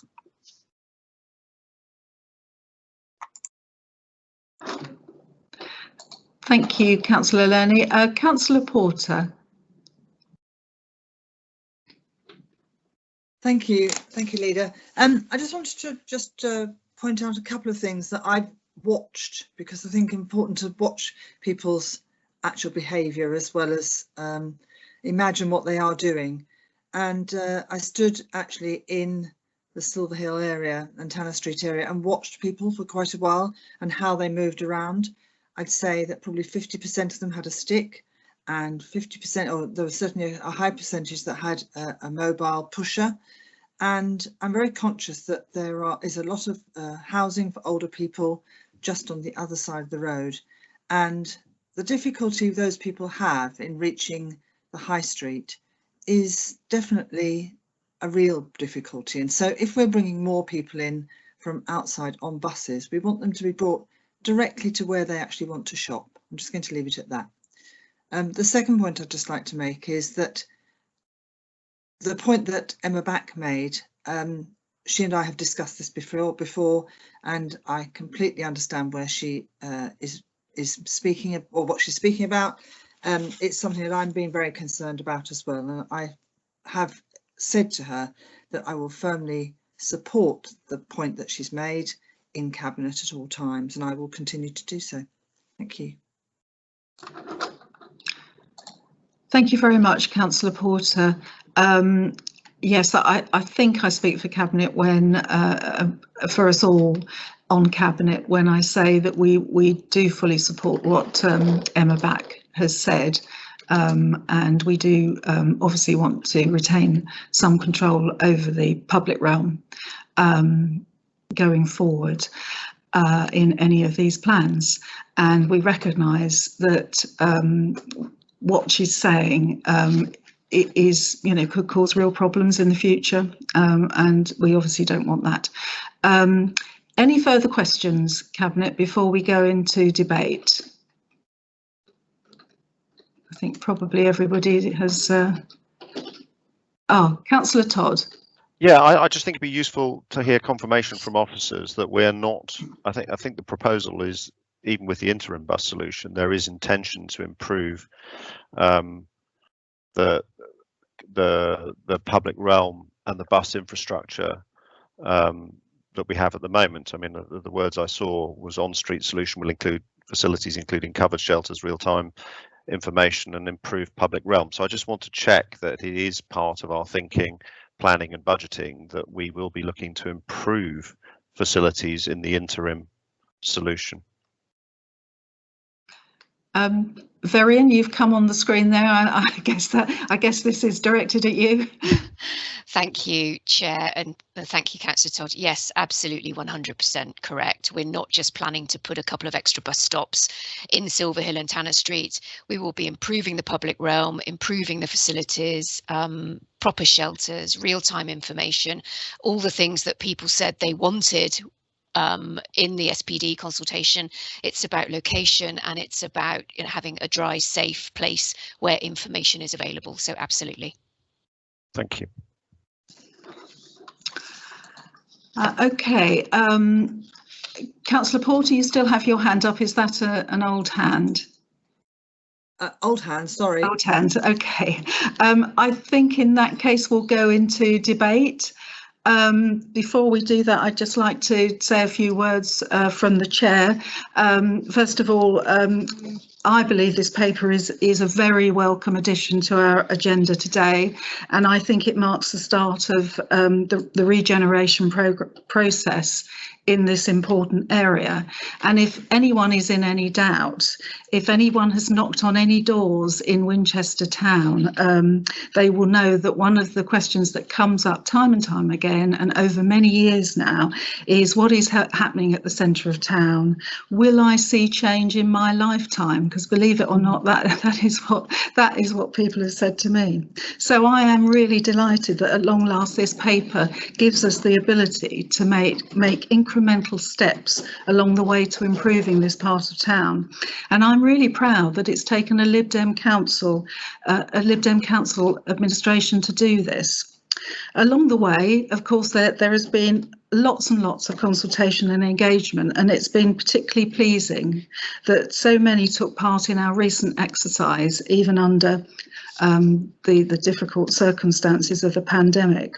And those that did respond liked the direction of travel that we are proposing. I believe that our ideas around the development of a creative hub in King's Walk are not only exciting, but complement the outcome of the work that has taken place on the Winchester Vision. Also, as we head into full recovery mode, as we begin to come out of the pandemic, which we hope won't be too long now, we really need to be able to support our high street, and we need to be able to support it in different ways. And I think creating different kinds of space is one of those ways that we will need to be giving priority to in the future. And I think the refurbishment of King's Walk could be could be a vital part of kick-starting the activity around our high street. And we will be well placed to play a leading role in this moving forward. Also, from my point of view, having the ability to demolish Friarsgate and open up the area to provide short-term public open space will be a marked difference to what is currently a real eyesore. The building has been crumbling before our eyes and it has been subject to vandalism. So taking it out of the equation improves the area almost immediately and stops the drain on resources taken to keep it secure and safe.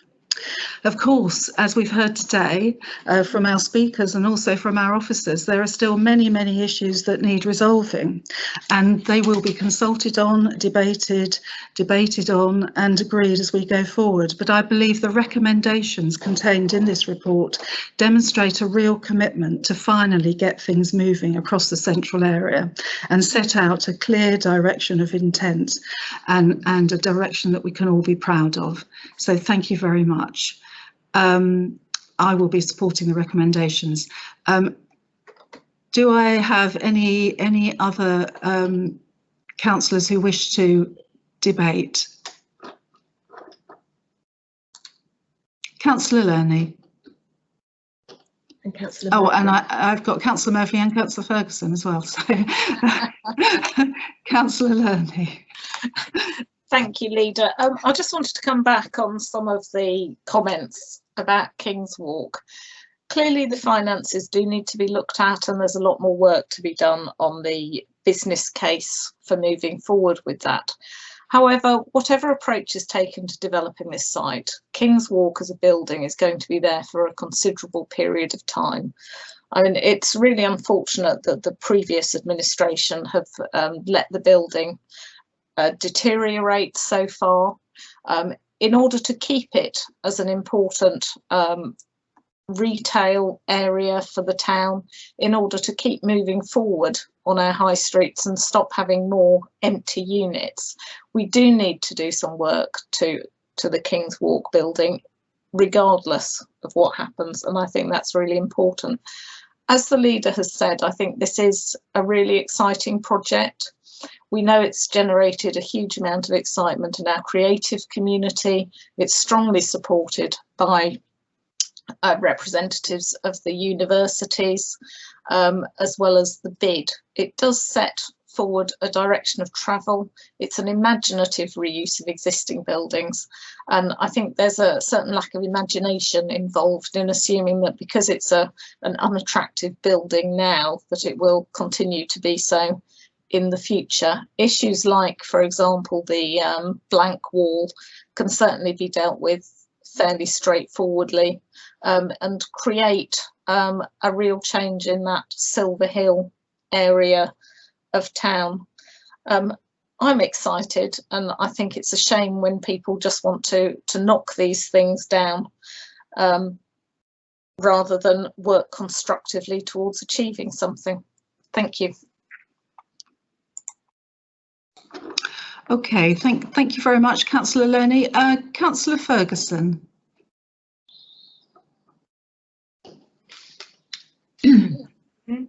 Thank you, Leader. Sorry, I'm struggling with my buttons today.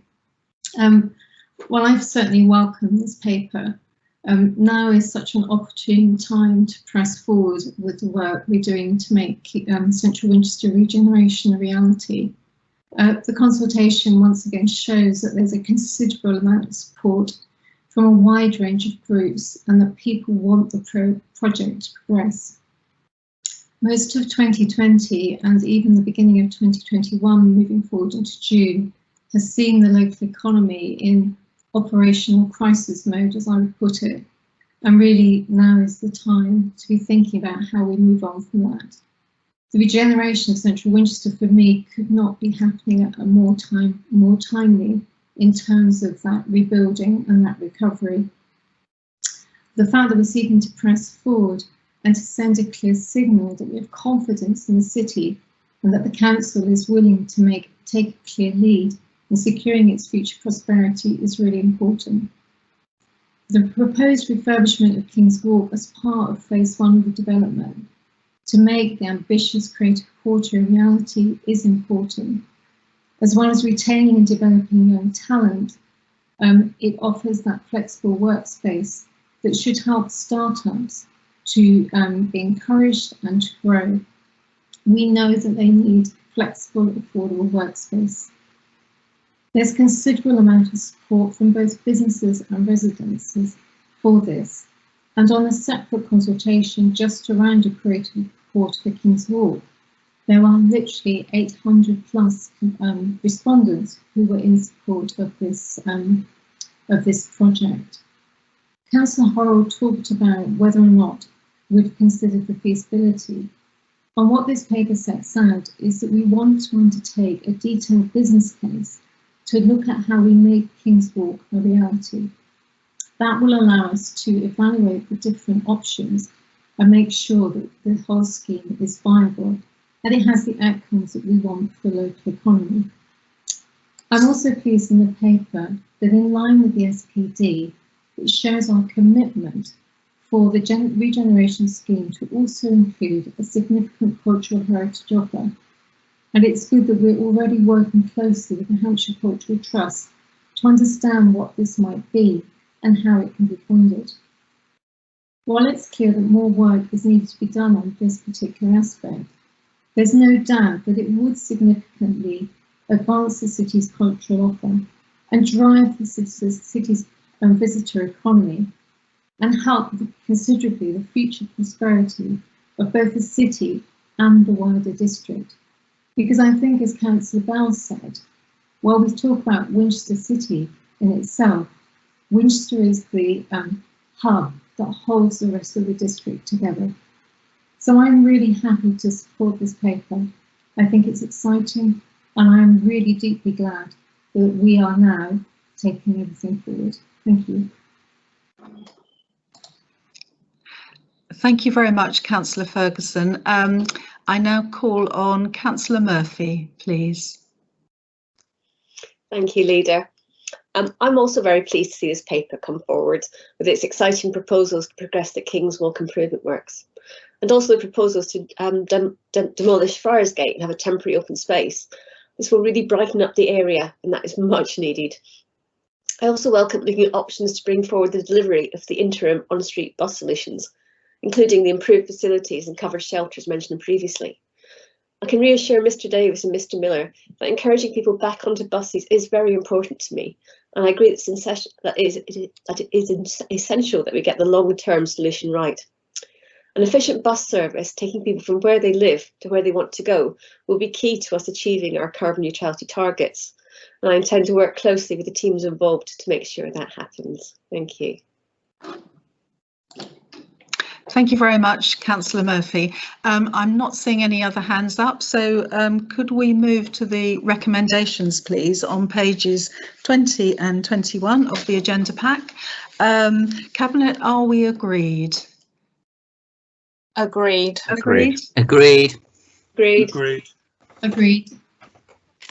Fabulous. Thank you very much. So all of those are agreed.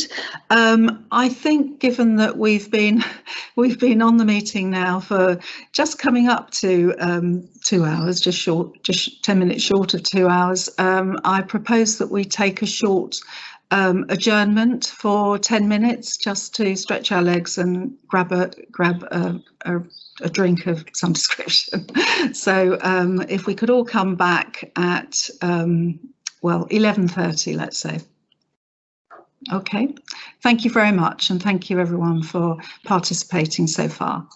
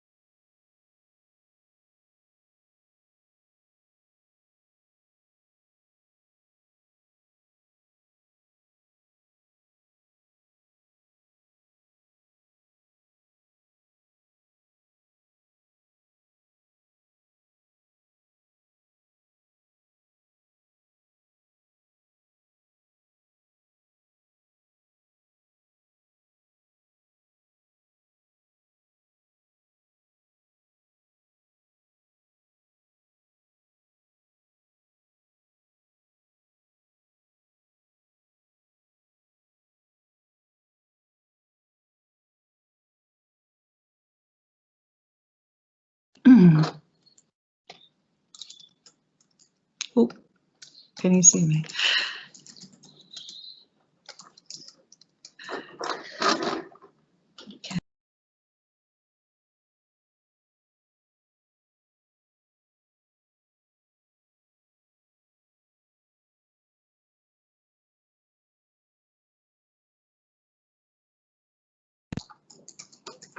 Hello, welcome back, everybody. I hope that break was welcome. I've taken the opportunity to fill my water glass again. So here we go with the rest of our agenda. And again, we've still got quite a lot a lot to get through. So we're now on agenda item 9, the Housing Development Strategy 2021 to 2030, on page 251 of the agenda pack. So could I ask Councillor Lerney please to introduce this paper? Thank you, Leader. I'm definitely getting to do the exciting jobs today. Secure, warm, healthy homes are one of the key pillars that make up a happy community.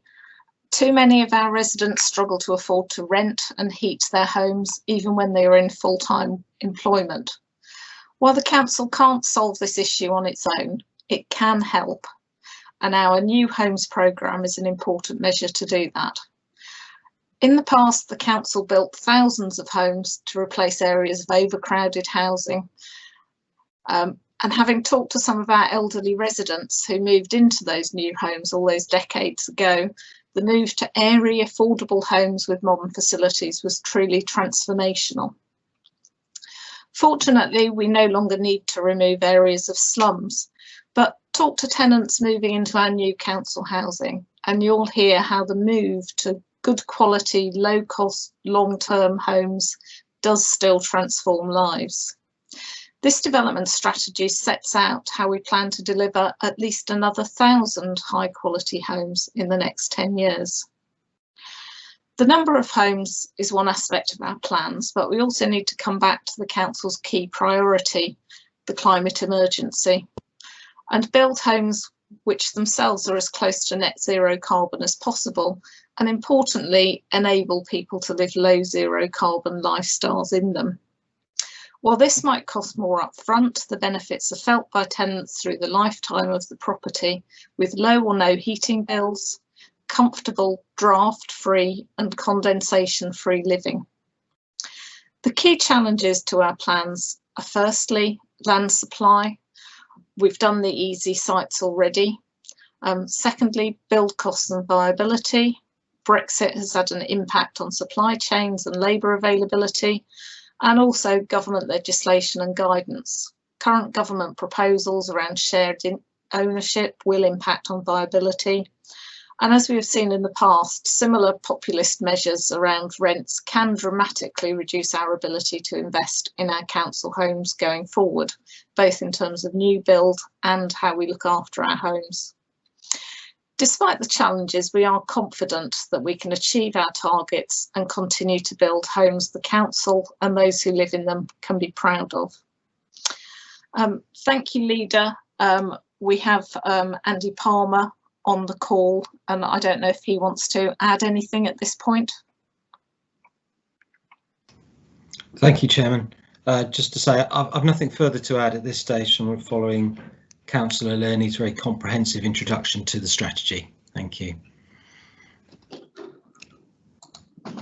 Thank you very much, and thank you, Councillor Lerney and Mr. Palmer. Okay, I know also that we've got Monica Gill and David Light with us on the call this morning from TACT. I wonder whether they would like to say anything at this stage. Monica or David, or both? Monica, hello. I've nothing to add at the moment. Hello, no, I've nothing to add at this stage. Okay, thank you very much. And it's great to see you on the call with us. Mr. Light. No, I have nothing to add either at the moment. No. Oh, okay, thank you, thank you. In that case, could I call on Councillor Horrell, please, who would like to address us?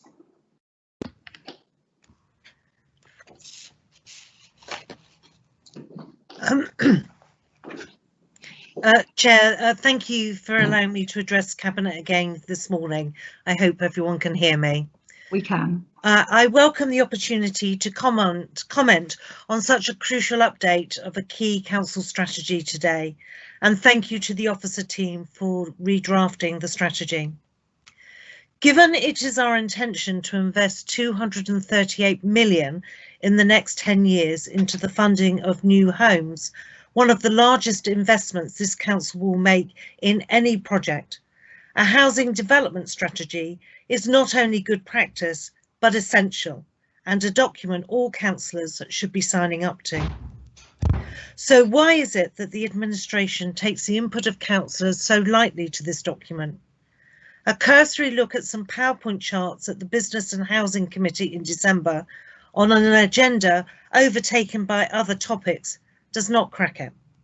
No member briefing to receive input from councillors and no reporting to council. A real lost opportunity to ensure housing is truly at the heart of the council's work, to sign up all councillors to the strategy, and perhaps an indication of poor governance. One large piece of missing information is the housing company, which is referred to in the development strategy, rightly so, but has still not yet been provided. We've still not been provided with the latest details on how the company will work, what will be the governance of this body, and the extent it will be used to fulfil the housing commitments in the next 10 years. Just how many houses do we expect to deliver by this means? We've had promises, but still no news. I welcome the commitment to seek approval for variation to rent levels for a specific project in the affordability section of the paper. Is it, though, to allow for lower rents, not higher? Social rents are the cornerstone of the homes we provide, and we should continue to strive for this. I welcome the commitment to design homes that connect seamlessly to the surrounding developments and integrate with the landscape. I trust that we will follow this approach. Missing from a thoroughly helpful paper is any reference to our commitment to connectivity for our homes. We all know in lockdown just how important our internet connections are. No mention also of sewage provision, which is limited in many of our more rural communities, and ensuring we provide for the latest technologies. These would all be useful additions to the paper. I also question whether the aspirations to achieve passive standards for new homes will stop us delivering homes if viability is challenged until we get to the levels that Exeter City Council have reached. Is there a stepping stone we need to take to ensure we reach the end goal while still maintaining our rate of house building? I welcome the chance to review this strategy today. I just wish it had taken place before with the housing portfolio holder and officers. I'm sorry it hasn't happened before today. But Chair, I welcome this paper as a really important document, and I hope that we can embrace this, refine it, and ensure that at future stages, all councillors will be brought up to speed on the content and our direction of travel in this very important aspect of our work to build 1,000 homes for our district. Thank you, Chair. Thank you very much, Councillor Horrell, and thank you for your overall support of the paper.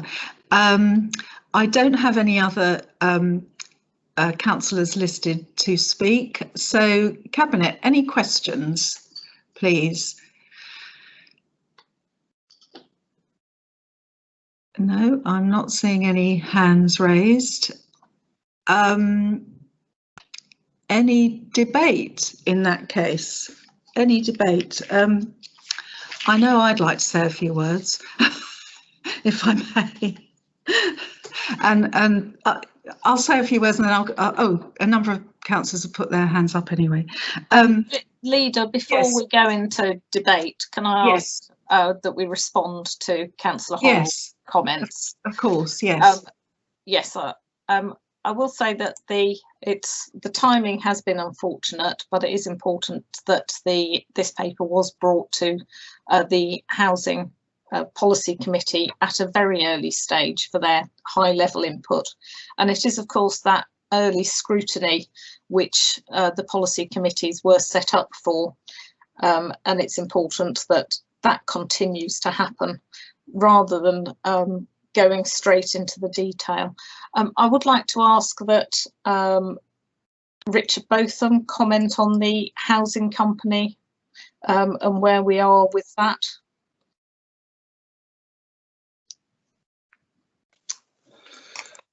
Chair, thank you. Yes, as far as proposals for the housing company are concerned, we have given an assurance that we would bring a paper back to the next meeting of the Business and Housing Policy Committee to cover precisely the areas that Councillor Horrell has raised. So that is likely to be in the next cycle. We have slightly amended the proposals that Cabinet had previously considered, albeit the targets remain unchanged. I think we've always seen it as a peripheral element to the new build programme. So I think the intention was that the housing company would administer approximately 50 properties as part of that programme.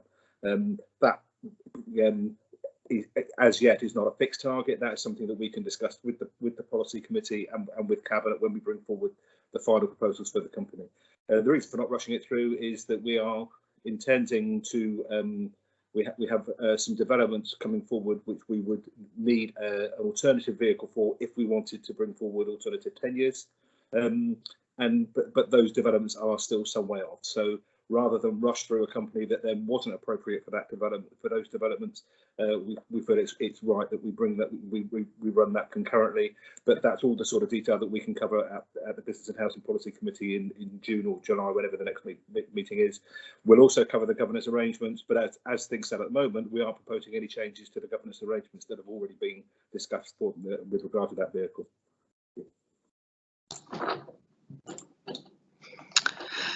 Okay, Councillor Lane. Thank you. I will say that our approach at the moment is reflecting the experience of other authorities. I'm in contact with a number of other housing and regeneration portfolio holders in other areas who have a variety of experiences with housing companies, and that it's important that we learn from that rather than rushing forward unnecessarily. I wonder if Mr. Palmer would like to pick up on several of Councillor Horrell's other points. Thank you, Chair.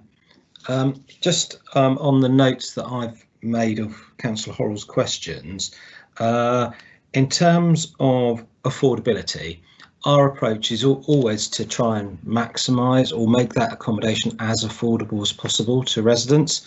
So, for example, with the Valley, which is due for completion very soon, we've managed to achieve additional grant from Homes England to make all of those homes at social rent levels, which is probably about less than 70% of the market value.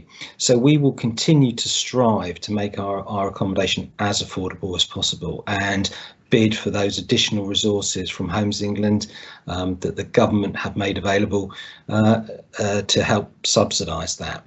But it is affordability and viability of new accommodation will always be a struggle. Build costs are increasing. The availability of labour and materials will be an issue, certainly in the short term, as we all readjust to Brexit.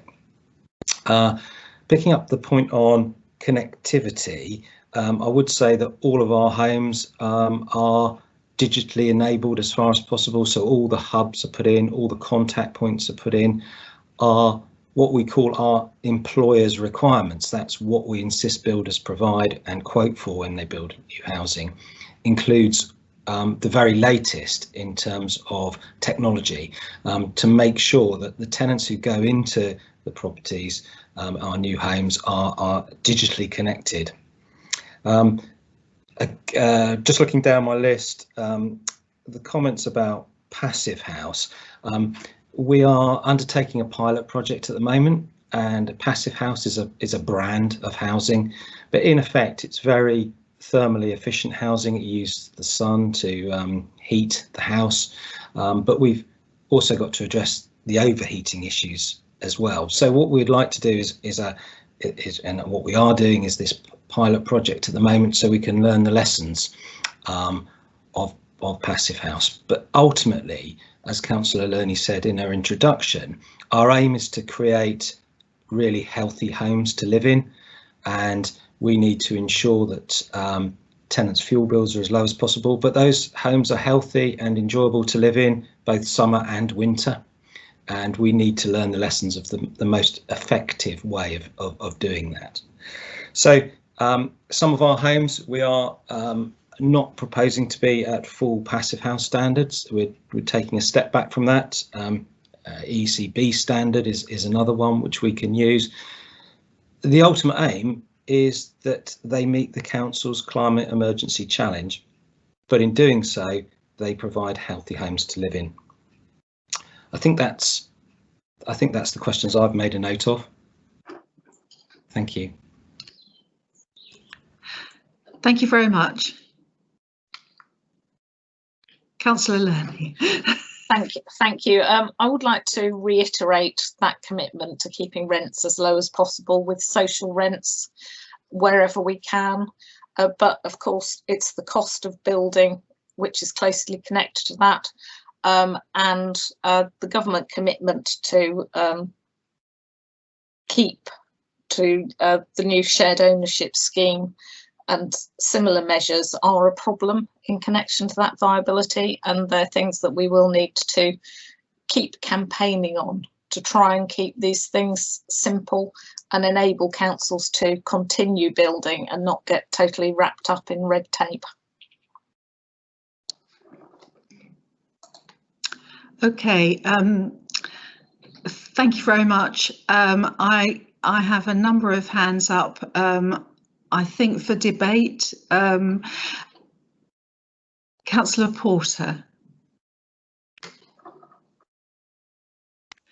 Thank you very much, Leader. Actually, Mr. Palmer, I think probably said most of what I wanted to say. It's about the quality of homes inside and out, and the summer and winter heating, and I'm really pleased he said that. I don't think I need to repeat it. Just the other point I was going to make is the local plan, of course, is making a call for sites for homes, and that includes brownfield sites too, because while it's in a developer's interest if they're building commercial homes to build out at a rate which means that they perhaps can retain the current market price, it is in Winchester City Council's real demand from this strategy to deliver houses at an even faster rate, a much faster rate. And so I really welcome this paper. I think it has a really clear view that 100 homes a year is something that we would like to make sure we deliver as a city council, as well as all the other affordable homes that are being built by other people. But the commitment to social rent is really, really welcome, and to tackling the while we're also tackling the climate crisis and making sure these homes are really good to live in. Thank you. Thank you very much, Councillor Porter. Councillor Ferguson. Yes, thank you, Leader. I also welcome this paper and very much welcome the Council's commitment to build as close to zero carbon homes as possible. We know that carbon from homes which are poorly insulated makes a significant contribution to our carbon emissions in the district. So getting it right from the beginning is important. I'm also really pleased that it focuses on a range of tenures for different demographics. We do know that young people, as much as families and older people, struggle to find affordable housing in the district. And if we want to retain people in the district and in the city, allowing them to be able to afford to live here, as well as giving them employment opportunities, those two things go hand in hand. Just on the zero carbon, again, Councillor Porter has mentioned this. I do know from working with families that are struggling that for some families, there's often a choice between in the winter whether they heat their homes or whether they feed their families. And I think the fact that we're focusing on making sure these new homes are not only comfortable, but they have low heating costs is going to be significant for those families living in them. The other thing I welcome in this paper is the fact that we understand that land is short and that we're setting aside a considerable amount of money to actually purchase land so we can keep finding spaces where we can build homes for people to live in. I welcome this paper and I fully support it. Thank you. Thank you very much, Councillor Ferguson. I too would like to welcome this paper. I'm really pleased to see that we've taken a full review of how we bring forward the development of affordable homes, and in a way that delivers across 3 of our important priorities in our own council plan. The overarching commitment to addressing the climate emergency, ensuring that we build the right homes in the right places, and also the Living Well agenda. Our promise to build 1,000 homes by 2030 has been an ongoing challenge, and I'm particularly pleased that embedded in this strategy is the need to consider the environment.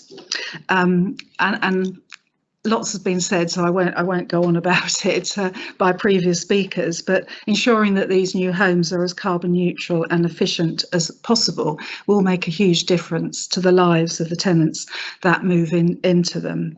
It means that they will be cheaper to run and much healthier to live in.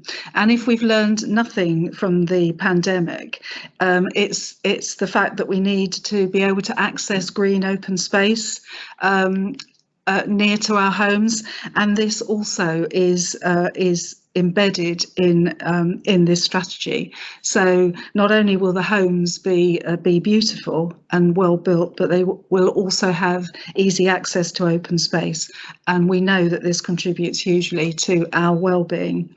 And as also been mentioned, of course, the ability to deliver this strategy really depends on the ability to find suitable sites, and that was why I was so pleased to see that in the budget we put an addition of £10 million for just that site acquisition. So I recognise that there are still big challenges ahead because it isn't easy to find suitable sites, but I do believe that this strategy does set out the way forward on how we can overcome those challenges, and I'm really happy to support the recommendations. Any further speakers? I don't know whether you want to sum up, Councillor Lerney, or whether you feel that we've all said it all. No, I think you summed up nicely, Leader. Okay, thank you very much.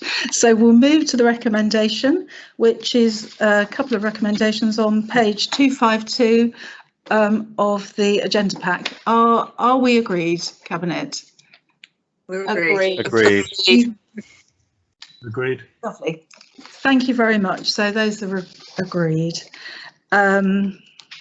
Right, we now move on to item number 10, which is making homes carbon neutral, something that we've just been discussing as well. But anyway, Councillor Lerney, it's your turn again. Could you please introduce the paper?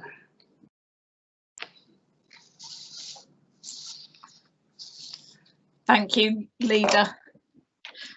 It does seem really appropriate to bring this forward with the previous paper. Building new homes is exciting, but homes built in the next 10 years, however carbon efficient, will only provide a small proportion of both the council and general housing stock. To achieve the ambitious carbon reduction targets set out in the council plan, we not only need to think about the new homes, but about how we reduce the carbon impact of our existing homes.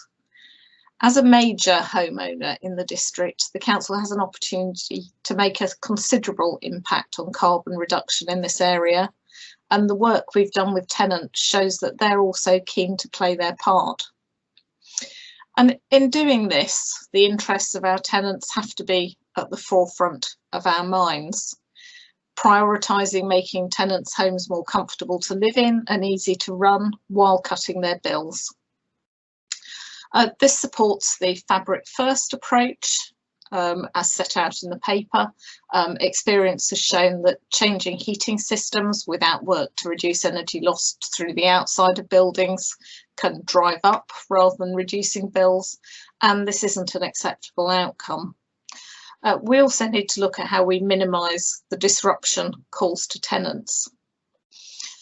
We recognise that while we've set aside a considerable budget for this work, it isn't sufficient to achieve our goals, and we will be looking for additional funding to do this work more quickly and effectively. And at this point, I'm going to hand over to Councillor Murphy for a few words around the carbon neutrality. Thank you, Councillor Lerney. I'm very pleased that this paper has now come to Cabinet, and it sets out how we intend to spend the £15.7 million allocated in the housing revenue account to improve the energy efficiency of our housing stock. As Councillor Lerney said, we're starting with a fabric first approach. We need to make sure our homes are well insulated: roofs, windows, doors, walls and floors. Over 2,000 of our homes have an energy performance certificate rating of D or below, and these will be our first priority. We estimate roughly 100 of these are likely to become void at some stage each year. Therefore, to avoid disrupting tenants, we intend to concentrate on improving wall and floor insulation in these void properties in the first year. This will reduce energy demand, reduce carbon emissions and reduce future heating bills. We are aware that one of our biggest challenges going forward will be replacing our gas boilers. Over 70 air source heat pumps have already been installed in council stock, but with mixed reviews from tenants. Ground source heat pumps require extensive groundworks when installed in existing homes, making them expensive. And so we would need significant grant funding if we were to go down that route for all our properties. We are, however, exploring options for a trial. The council currently install quantum electric heaters where gas isn't available. However, these are more expensive to run than gas. Infrared heating is emerging as a low carbon, low cost heating option. And again, we're exploring options in this. There's also the potential that hydrogen technology may be the future. We propose to use 2021 to thoroughly review all these options through the new member tenant officer panel or forum. And this is also where the Net Zero Collective comes in. Other local authorities, social housing companies and private businesses all face the same challenges we do. We need to collaborate so we're not all trying to reinvent the wheel. And then we hope to make a final recommendation for a gas replacement programme as soon after 2022 as possible. Thank you.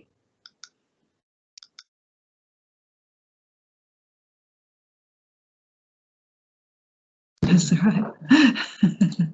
Thank you very much, Councillors Lerney and Murphy. Mr. Kingston, you've come on the line. I don't know whether you've got anything to add to the introduction that has been given. Can you hear me? Can you see me? We can. Yes, we can. Yes. I don't have much to add actually, because those two summaries really do it. I think, as has been said, the biggest issue will be the insulation is one thing which we can universally apply to all properties in effect. The heating will be the big tester, I think, in terms of how we move away from gas boilers. And as has already been said, that there are a lot of options.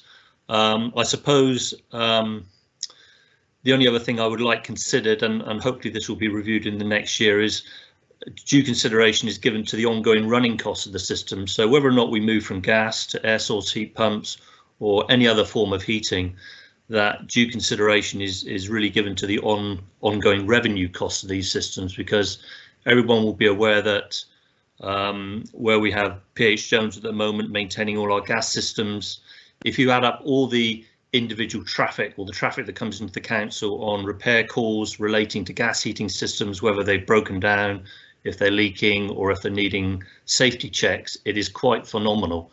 So all I would ask is that perhaps in the next year, when we review the heating system options, particularly, that due consideration is given to perhaps looking at systems that don't run on wet systems like radiators and pipe work, because I think long term we can probably, we need to take this opportunity to move to new heating systems that not only achieve the carbon goal, but also significantly reduce the revenue costs on the HRA.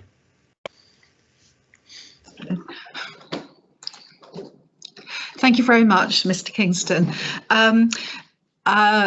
As with the previous paper, we've got Monica Gill and David Light from TACT on the call, and I just wondered whether either of them would like to make any comments on this paper at this stage.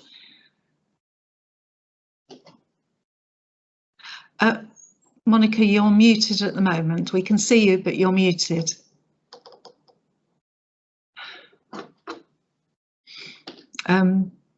You're still muted. Apologies. I'm not. Oh, do you not now? No. Right. Did Mr. Light? I'd just like to say that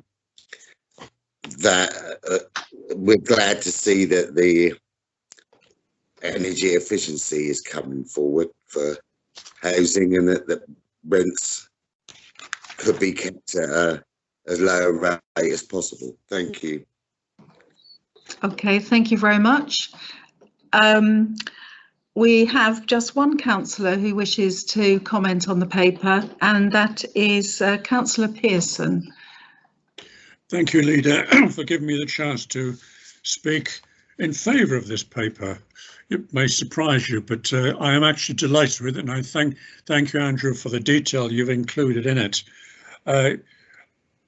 I'm not going to criticise, certainly not. There's a couple of questions, though, I would like to comment on, and that is the first one regarding the cladding insulation of those council homes that do not have a cavity wall, the internal cladding possibly of rooms, and of course cladding perhaps outside. Now presently, of course, is an incredible amount of furore, rightly so, about this cladding. So I would like some assurance, and indeed the tenant would like some assurance, that this is going to be more than safe. Safe, safe, safe. I don't care what the building codes presently say, they have been proved quite to be completely inadequate when it comes to this. So we really have to bend over backwards to give our tenants assurance that there will be no safety problems from any of this cladding. That's one issue.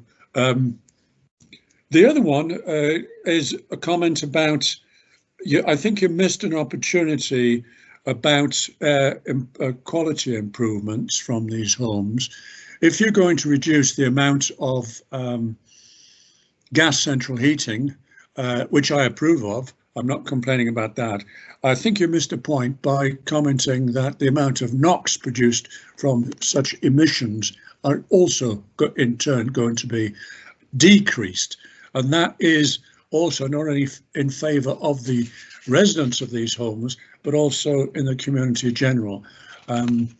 It's just a bit of cross-referencing I felt should have been in here. The other point is that I'm glad that we've been able financially and just about every other direction to continue the programme that started several years ago.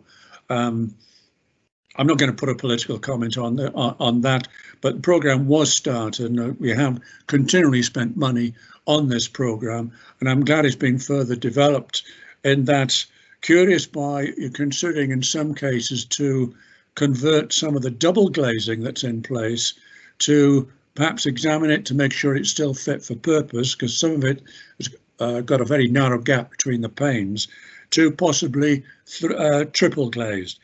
I think that's an excellent move, and of course will improve or decrease the amount of energy loss through windows. Ventilation, of course, don't forget, is also important, because some of these windows you can't open or difficult to open, and if you don't ventilate the homes properly, we're going to get an increase in moisture, as we both know, and I'm sure everybody else does. It's always the situation, and I noticed you picked up this point, that if we're converting to electric heating or the equivalent, but particularly electric heating, there's a cost element of this. But as you quite rightly point out, it is balanced by the need for less energy input if you are conserving energy by the work you're doing. The only comment is, I seem to recall in there somewhere about your ceiling insulation, roof insulation. I seem to recall we had a banner headline that said something about, is 8 inches enough? You seem to be suggesting less than 8 inches now. I'm a bit worried about that, because I think generally approval was that 8 inches was actually perhaps even not enough anyway. I think it's a question of as much as possible. The The only other point is by semi-detached houses, one of which is council, the other is private, and when it comes down to roof spaces and change roofs. And no doubt that has been taken into account. It was something that was a main problem for us in housing more than 2 years ago now. I hope that in some way is being solved because it would be not good, I think, for our residents if we can't do work on their houses because the other half of their house, or even a terraced house, is privately owned. So I hope that's been taken on board. Thank you very much, Andrew, for listening carefully, and I see taking notes. I hope you've got some response. Thank you, Leader, for allowing me to speak. Thank you, Councillor Pearson. Mr. Kingston, I don't know whether you've got any comments to make. Yes, thank you, Chair. I'll try and take them in order, actually.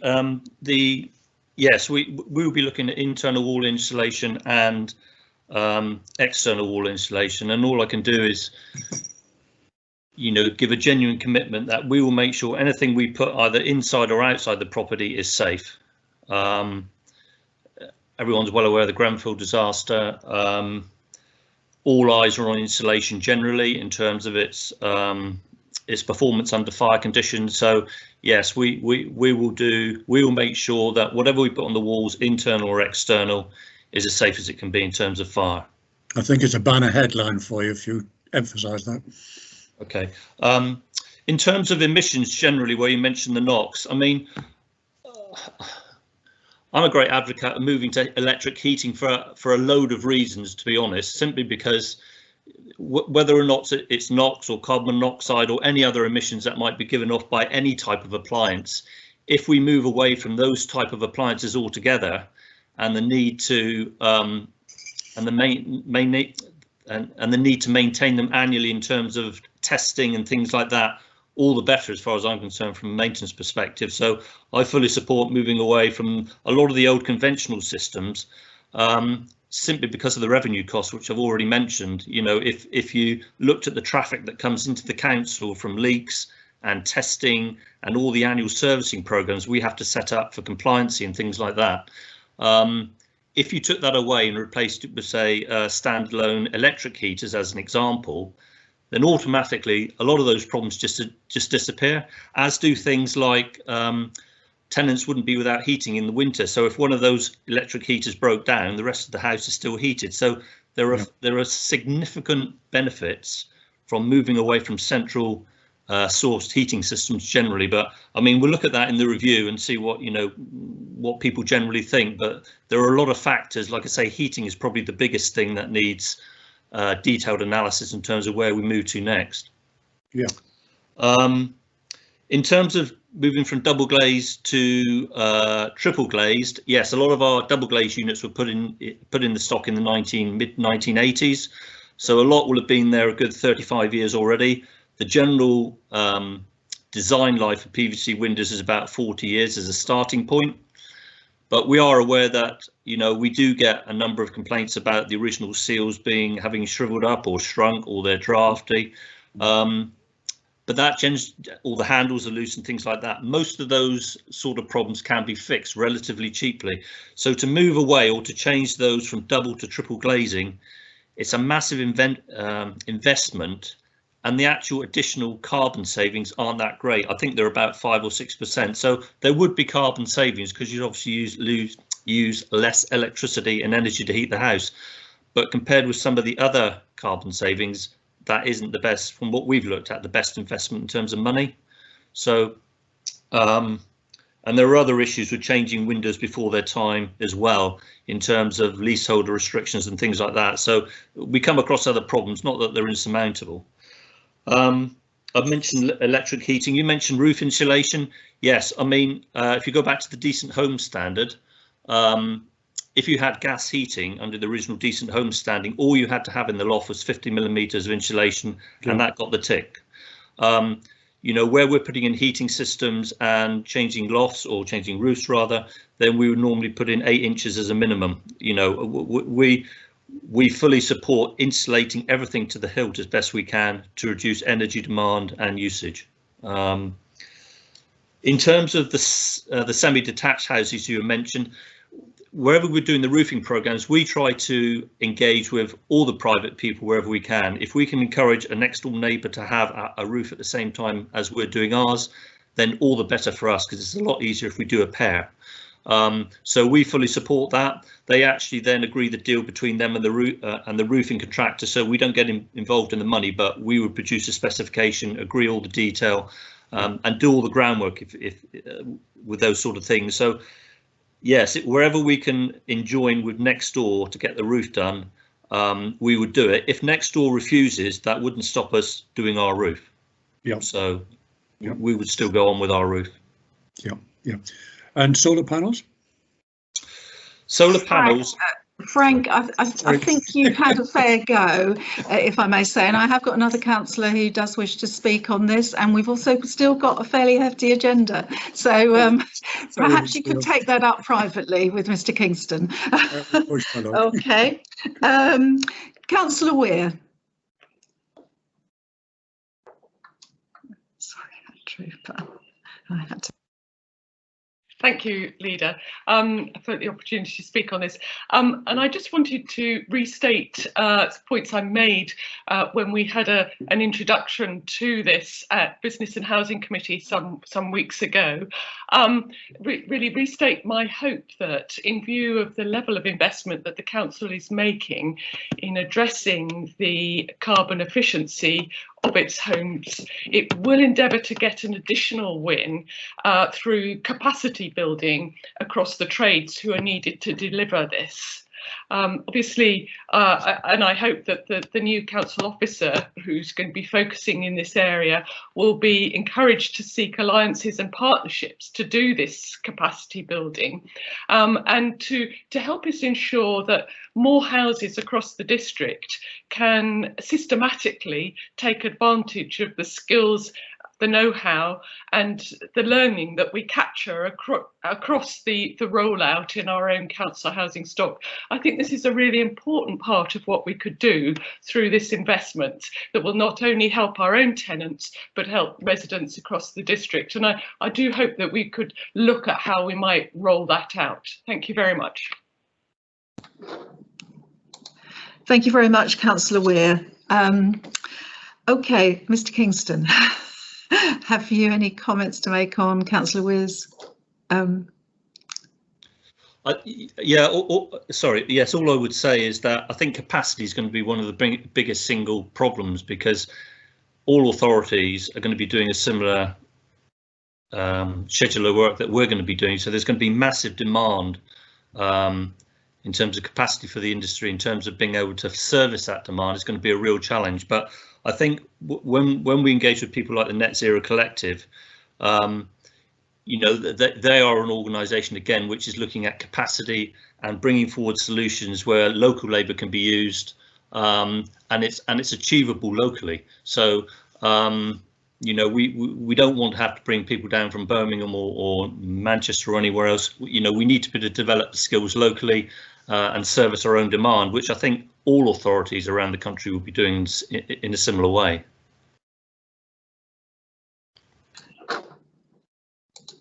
Thank you very much. Well, that concludes all the councillor representations that we've received. Cabinet, any questions? I think probably we've had quite a number of questions on the from the previous two speakers, but any questions? I'm not seeing any hands going up. Any debate?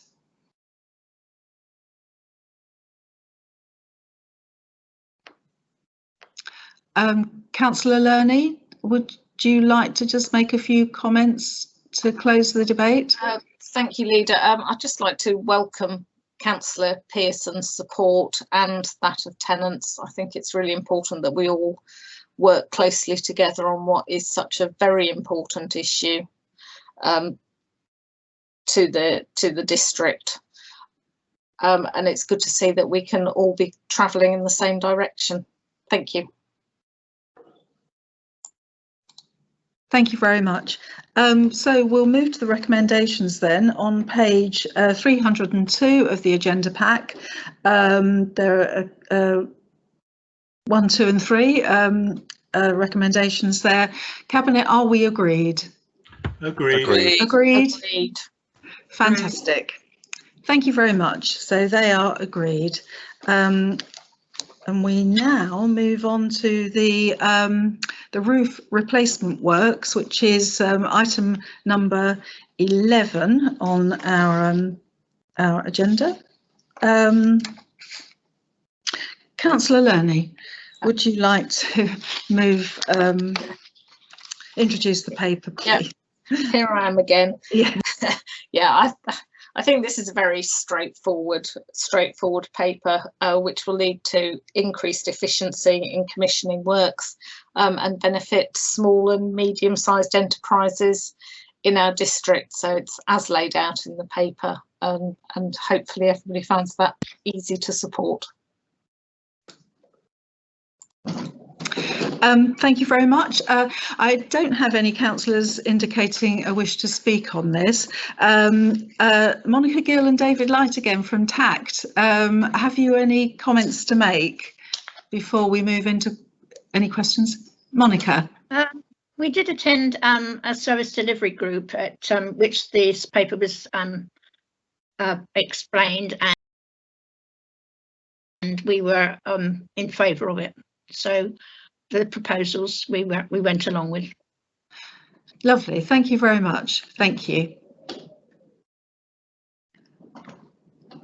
Okay, Cabinet, any questions? I'm not seeing any hands raised. Any debate? No? Okay, well, we'll move straight to the recommendations then.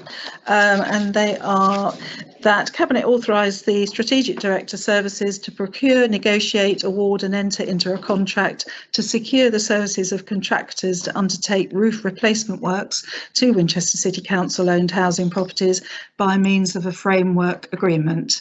That recommendation is on page 325 of the agenda pack. Are we agreed? Agreed. Agreed. Thank you very much. Thank you. Right, we now move to item number 12 on page 333. Community Infrastructure Levy, SIL, future funding priorities and monitoring update. And Councillor Porter will be introducing the paper. Thank you very much. And before I start, I'd just like to say thank you to Simon Finch and Corinne Phillips, the officers, for having produced this paper. And really, we're trying to make the whole SIL infrastructure allocation more agile. I think that's the modern word for it, but more agile to make sure that we can spend the money in a timely fashion and also not hold up really major projects that we think this SIL will benefit. So amazingly enough, SIL is only collected in about 50% of districts across the country, and it is due to be reviewed in the future of planning. But residents over many years have commented the homes are built, but there's no infrastructure. And so we're using this to deliver this infrastructure and catch up. There was an infrastructure funding statement produced for 1920, and that comes out in March, or it reviews up until the end of March. So there's a new one due to come this year. But actually in the previous year, 1.9 million was spent, but 1.6 million was still unspent. And of course, COVID didn't help that in 2020. And also that as part of that year's change, the infrastructure funding statement replaced the R123 list, which many people thought that once something was on it, remained on it forever, but you couldn't get it off it, so you couldn't unspend it, but you couldn't spend it either. It was a very, very complicated process. So this paper lists on pages 346 and 347 a number of items which we'd like to put on the infrastructure funding statement for the future, and they're to enable active travel and improve the public realm. And it also includes an additional £250,000 on the community spending programme. That programme has been very successful in the sense that it allows communities to either find money from their own precept or their own local funding, or they use their own local SIL, which is allocated to them, to top up the funding. And Winchester City Council adds vital funding to enable those projects to actually take place. So this paper includes that as well. So I commend this paper to the Cabinet. I'm just going to ask Mr. Finch if he'd like to make any more comments to this. It has got the technical part of the S106 added to this as well, which he may like to comment on. Perhaps he's not here.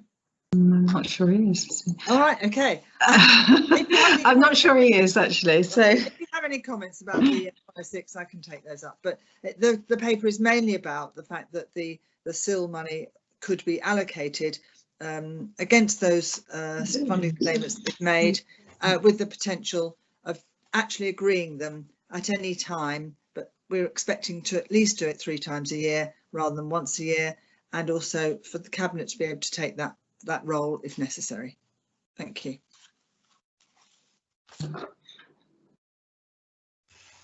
Thank you very much, Councillor Porter.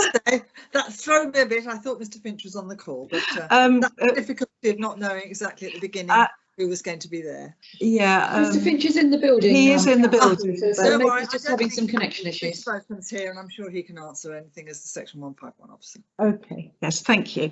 I've got 2 councillors wishing to speak on this item, and the first one is Councillor Power. Thank you, Leader. Thank you for the time to talk. I'm afraid I have a couple of questions. I was part of the parish exercise to justify the SIL projects, I think starting in 2010.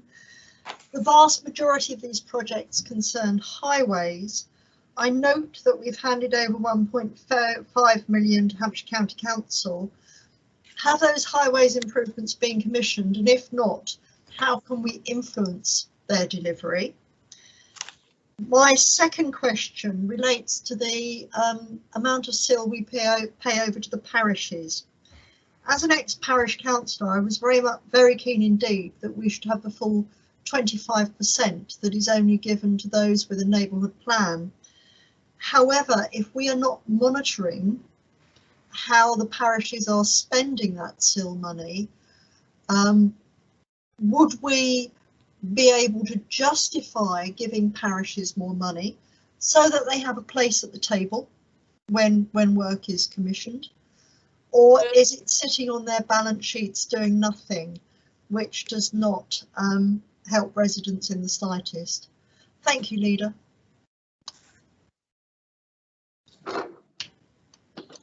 Thank you very much, Councillor Power. Those are really useful and interesting questions, actually. Councillor Porter, Yes. you're ready to respond? Okay. Yes, I am. Thank you very much. First of all, the comment about the 15% SIL to parishes rather than 25, as you know, we've explored that before, and that's the legal position. The advantage for parishes is they can spend it for a variety of other reasons, and in our experience, actually, parishes are getting on and spending that money really constructively. And so the opportunity to work with Winchester City Council on those plans is really vital. So in your own ward, I know that Alresford is really seriously taking up the challenge, and they've really appreciated the additional money that Winchester's been able to provide to get the West Street project going. The fundamental difference I think that we're making as a Liberal Democrat group is to really concentrate that support on active travel and improving the public realm and open spaces. And we really want to see that money spent in a very conscious way to improve those infrastructure items that the public have really been seeking. But we have got a number of projects that are still outstanding, as you know. One is, well, we've got lots of them, and the main problem is the delivery. Partly because of COVID, but partly because of the capacity of the organisations that have been asked to deliver it, or they've changed their plans. And so part of the agile process of this is to be able to take things off the list, because once they were on the R2, 1, 2, 3 list, they were there forever. So the funding statement gives us the opportunity to take them off the list. Hampshire County Council are fully aware, that they haven't spent all their money of their 1.5 million. And that's a conversation that we've been having at Winchester City Council with the administration there. They also have to produce an infrastructure funding statement, and that brings up that point very clearly. And so that work is ongoing. And in fact, you'll notice that one of the pieces of work here on the list actually includes not yet known as S106 funding needs to be confirmed. That's Hampshire County Council S106 funding, and it's looking to try and work in conjunction with Hampshire County Council to spend the rest of that 1.5 million. Second question that you raised, I think actually I've probably already covered, have I? I think you have. Thank you, Councillor. Thank you. Thank you very much. Thank you very much, Leader. Thank you very much. We now have Councillor Reid, who wishes to address the Cabinet. Thank you, Leader. I would like to thank the Leader for the opportunity to say a few words regarding the report of the Community Infrastructure Levy, better known as SIL. This new process, implemented by the Conservative administration in 2018, with a great deal of hard work being undertaken by Mr. Finch, has proven extremely popular, and I'm delighted to see this. On page 340, paragraph 11.1 reflects that popularity that this community scheme that has been oversubscribed. So even if the project meets the criteria, they may not be successful. The question therefore is, why have the pots not been increased? They are such small piecemeal pots to bid for when we have around 75% of the SIL pot still not allocated or even spent. The 2,500k allocation for 22-23 will not have increased in the last 5 years. As a council, we know only too well the speed at which projects can escalate, and yet in 5 years on, the proposal is still to keep the same pot when it could have been increased, even if it was only just to inflation, and could be doing so much for our residents. Should be doing so much for our residents. Year on year, this means fewer projects can benefit from the SIL funding. I urge you to consider this and not just to wait around for another annual review. Since this schemes were incepted, community bids have been assessed annually. Now that this administration wants the monies for their own projects, they have decided to change this process for the means of convenience, their own convenience, where they are not for the parishes. The paper concentrates on the expenditures with no table which defines the source of the SIL monies from which the communities, together with balances for their communities. Surely this would reflect the transparency which this administration professes to promote. Page 343/4, table 3, shows schemes that have been allocated SIL's money. Out of the 3.6 million, 2.9 have been awarded to Winchester town projects.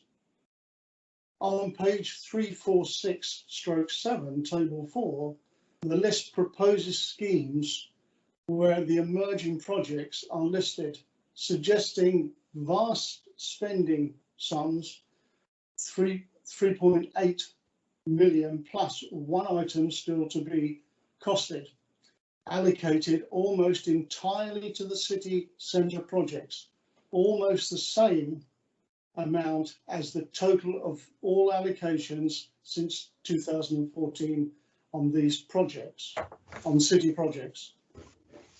The rural parishes generate a large proportion of the SIL funding, and yet this administration seems fit to cast aside those projects. There is not enough in the small pots. in favour of improving the city where most of the administration live. SIL to date has been allocated across the whole district for the benefit of the residents, including the city itself. This is clearly all about to change to determine our rural at the detriment of our rural communities. I was really pleased to see the SIL paper was coming forward, but this year I cannot hide my absolute disappointment at the proposals within it. Once again, Leader, I would like to thank the Cabinet for their patience for allowing me to speak on this especially important subject which affects across the whole of the district. Thank you very much, Councillor Reid. Just one or two points there to pick up on. Most of the parish money comes out of the overall SIL pot and is allocated strictly by the 15% to parishes who don't have a plan, and the 25% to those that do. And the town has its own SIL fund and generates its own SIL pot of money. Anyway, I'm sure that Councillor Porter will have some answers to some of the questions that you pose. But thank you very much for your contribution. Councillor Porter. Thank you. Actually, Councillor Reid, on the contrary, the reason why we added £49,000 to the spend last year was to make sure that all those that satisfied the criteria absolutely did actually receive funding. And that money was added to the project fund last year to make sure we could satisfy those. A number of those projects are actually in the rural areas. So Denmead got money for a mugger. Havant and West Waterlooville had money allocated for a cycleway, for example. There are many more, but unfortunately those particular projects haven't actually happened yet. The Havant one is in conjunction with Hampshire County Council, and the work that was at Denmead, the school haven't actually gone ahead because they're waiting for the developer money to come through to match it, which they said they were going to get. So that's why there's a quantity of money that's still, although it's been allocated, it's actually been unspent. Now, some of those projects, those people have decided not to go ahead with, and some have decided to go ahead with. And what we do is, particularly in view of the COVID year, we've been much more lenient about making sure that we know exactly that if we withdraw that funding, that it won't actually damage or risk that project in any way. That process is ongoing, and our officer keeps a very close eye on those projects to make sure that she knows exactly where the money's going, or if it can be reallocated back into the pot. And we actually believe that a number of those projects won't happen in the next 12 months, so we can reallocate them back into the pot. But we haven't at the moment got a very clear picture from Hampshire County Council what their process is, and quite a few of them are theirs, for actually getting through the work that was applied for. I'm really pleased to see that the West Street project in Alresford is going through. They happen to have a very, very persistent town councillor who's also a city councillor who's really working that through, and it would be good if we could get that same process going for the others. And certainly the officer at the county council knows that I watch these absolutely precisely.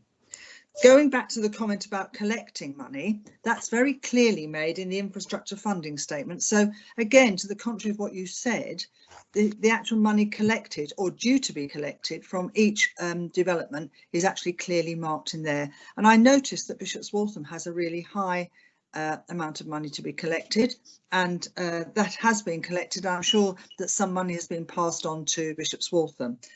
Certainly in my own ward, they know exactly what they want to spend their money on, and they spend it fast. But Bishop's Waltham hasn't made, as far as I know, a really an approach to Winchester to link that community spending to their own money. Going back to the point you made about it being a Conservative administration that set up the fund, the community fund, yes, I was actually absolutely instrumental in trying to get the City Council at that time to set up that fund, because I too knew that that money was not being spent by the previous administration either, and there was a problem. So I was really pleased when we have a dedicated officer who's doing a really good job at getting that money out whenever she can. Can I just clarify, Lido, just whether the parish monies, such as Denmead, yes, it states in the report it must be paid to the parish. This yes. is actually taking place, so yes. it doesn't actually come out of the pot as you. No, it comes out of it comes out once the SILS arrives at Winchester City Council. They take 15% of it and give it to the parishes. Well, and I hope it's 25% in Denmead's case. Sorry, 25% in Denmead's case. Yes. Thank you. Yes. Yes. They receive that as part of this. So if a house gives 10,000, or as a development gives £10,000, they will get 25% of that £10,000. Thank you. Thank you, Lido. Minus the 5% in the first place for the admin. Thank you very much. Gosh, there we go. Quite a number of questions there. I don't have any other councillors wishing to speak on this. Cabinet, any questions? No. Any debate? Councillor Todd. Yeah, thank you, Leader. I would just like to say that I welcome the more ambitious approach that's outlined in this paper towards how we can use SIL to address the pressures of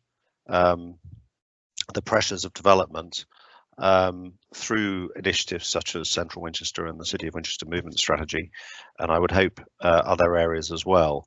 I think it's an area that has been underplayed in the past, and in particular the movement strategy is extremely dependent on us being able to secure extra sources of funding, whether through government grants, SIL, Section 106 or other type measures in order to move ahead.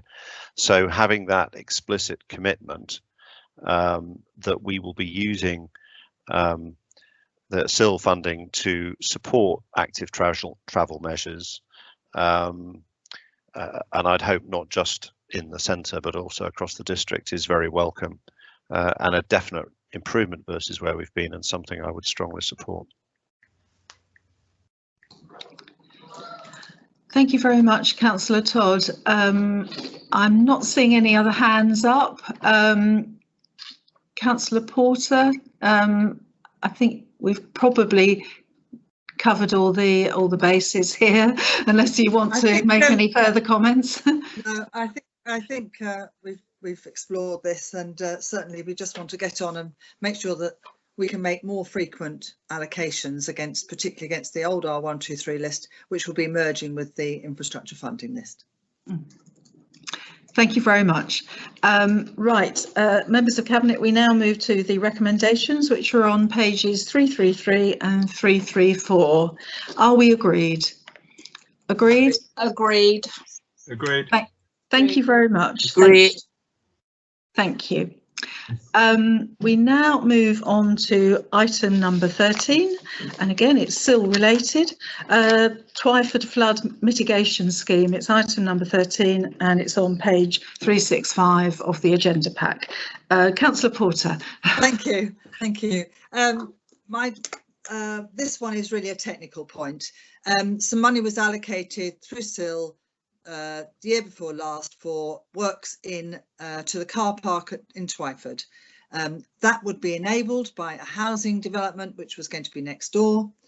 It proves that actually the most serious risk to that housing is to tackle the flooding that occurs at the traffic lights in Twyford.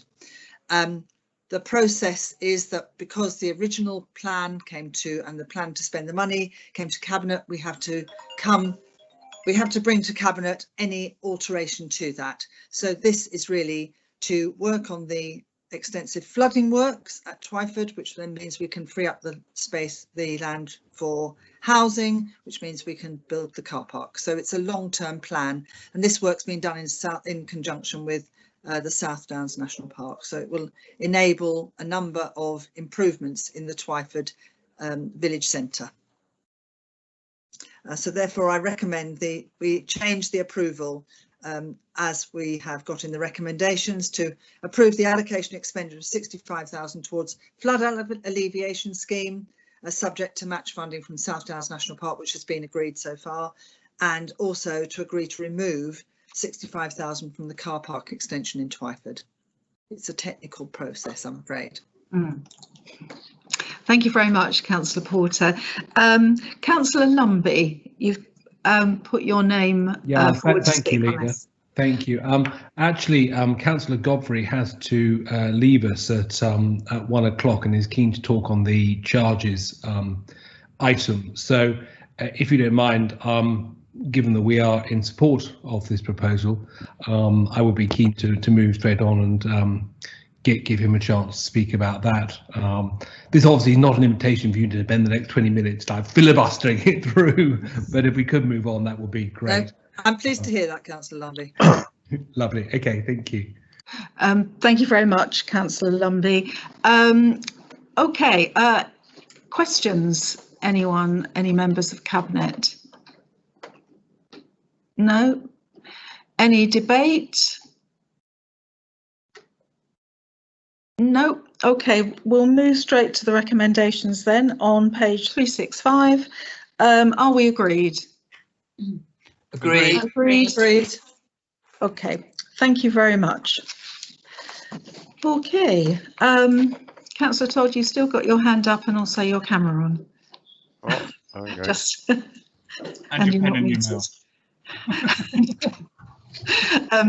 Okay, we now move on to item number 14, fees and charges 2021-22. Councillor Cutler will be introducing this report, so he's just come on the screen. Thank you. Thank you, Leader.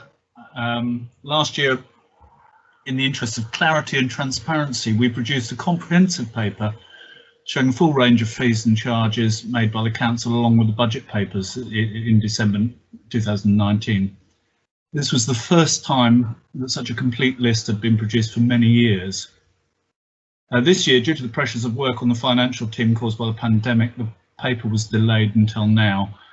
In the future, it is the intention that updates to the fees and charges will be presented in December Cabinet along with the initial budget papers.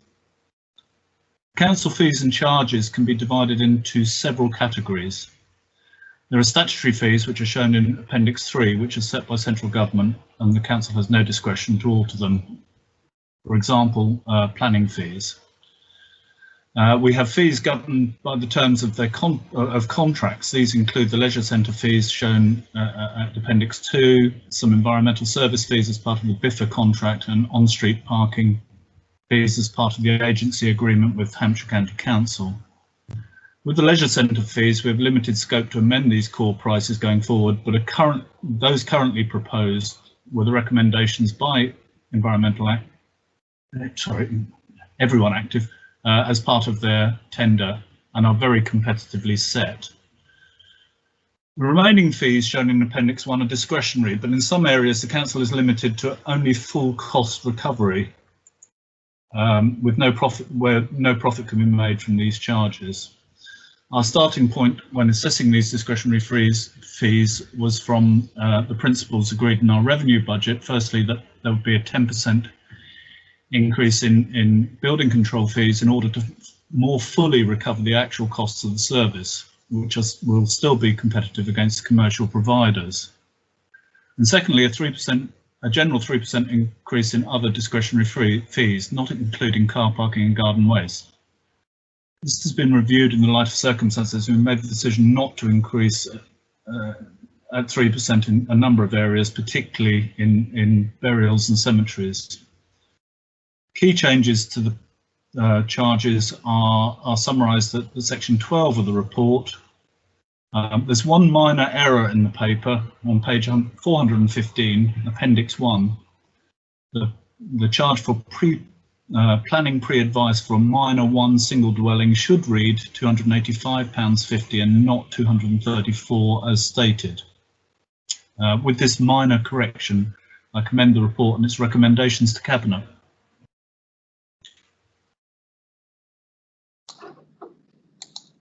Thank you very much, Councillor Cutler. I have two councillors who wish to speak on this, and the first is Councillor Godfrey. Thank you, Madam Chairman. I'm very grateful for to be able to see the detail of the fees and charges. As Councillor Cutler said, it's an unusual way to do business, is to gain approval for the changes, then to publish the detail. I'm hoping we're not now going to go into public consultation on the proposals to raise these fees and charges, just to complete the back to front approach. But councillors have not had the opportunity to understand what fees and charges would be included in this paper until published ahead of this meeting. What would be really very useful is if you could just tell me what of the changes that have been proposed within the paper, which of these increases will deliver the net contribution of £40,000 a year to the budget. Which of these changes will have a positive net income for the council? Obviously, we've got significant increases in building control, which is not included in that £40,000, nor is the introduction of a charge for the collection of bulky waste items, which goes straight to BIFA. But if you can detail those items, I'd be most grateful. And the second item I'd like to pick up from a paper is the positive statement made about the garden waste service, which describes having a very high demand to date. So I would be grateful if the Cabinet would reconsider and would introduce a scheme, a discount scheme for residents on low incomes and means tested benefits, so that they can play their part in addressing the climate emergency. I would be grateful for a clear statement on that today. Thank you very much.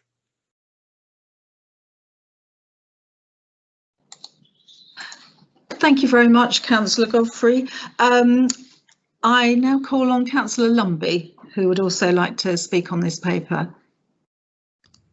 Thank you, Leader. Just make sure I don't do the Twyford talk by mistake. Make sure I've caught up on my notes. Thank you for the opportunity to address Cabinet again today. To be honest, I do find this report rather confusing, and Councillor Godfrey has wisely set out some background and put some meat on that.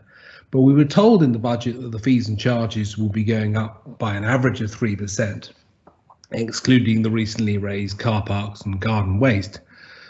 But when we look at paragraph 12, rather, on pages 378 to 380, we see 13 items where there are no increases or where these are set elsewhere. So accordingly, to get to 3%, some areas must be getting one hell of a whacking, and I think that should be explained.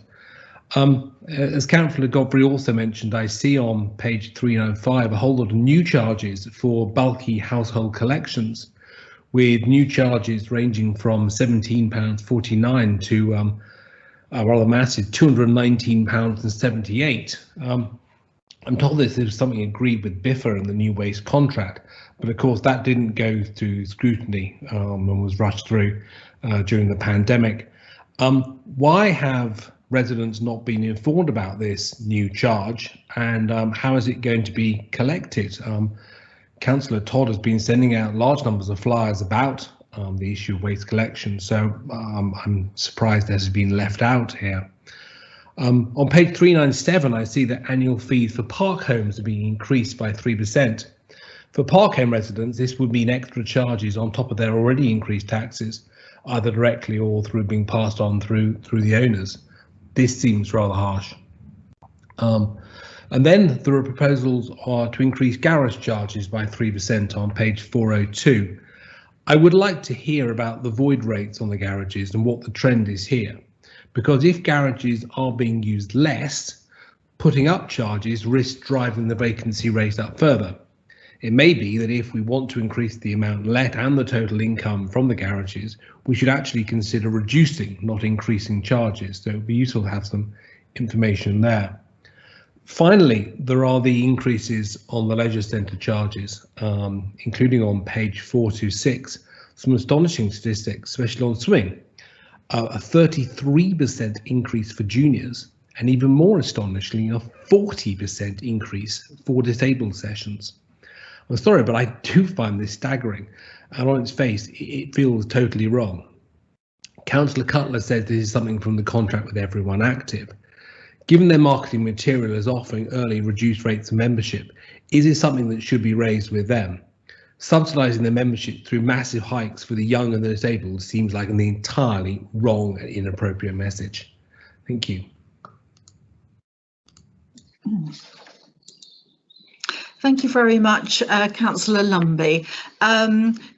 Councillor Cutler, have you any response to those questions? Yes, I think yes, Leader, the clear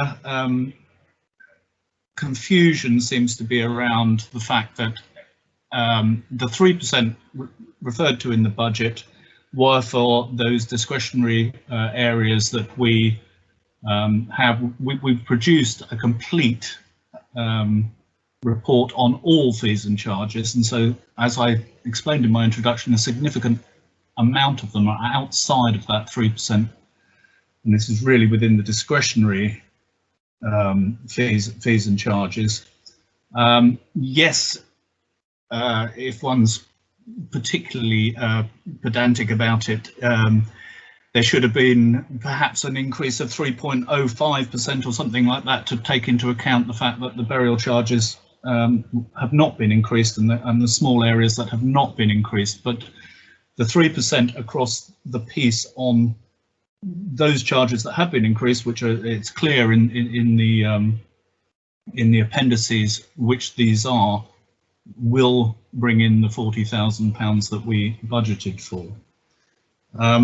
In terms of the detail on the leisure centre, I think Chaz Bradfield's on the call and will know far more detail about the basis of the leisure centre charges. And similarly, I think Councillor Todd probably can explain within the Biffa leisure contract, Biffa environmental contract.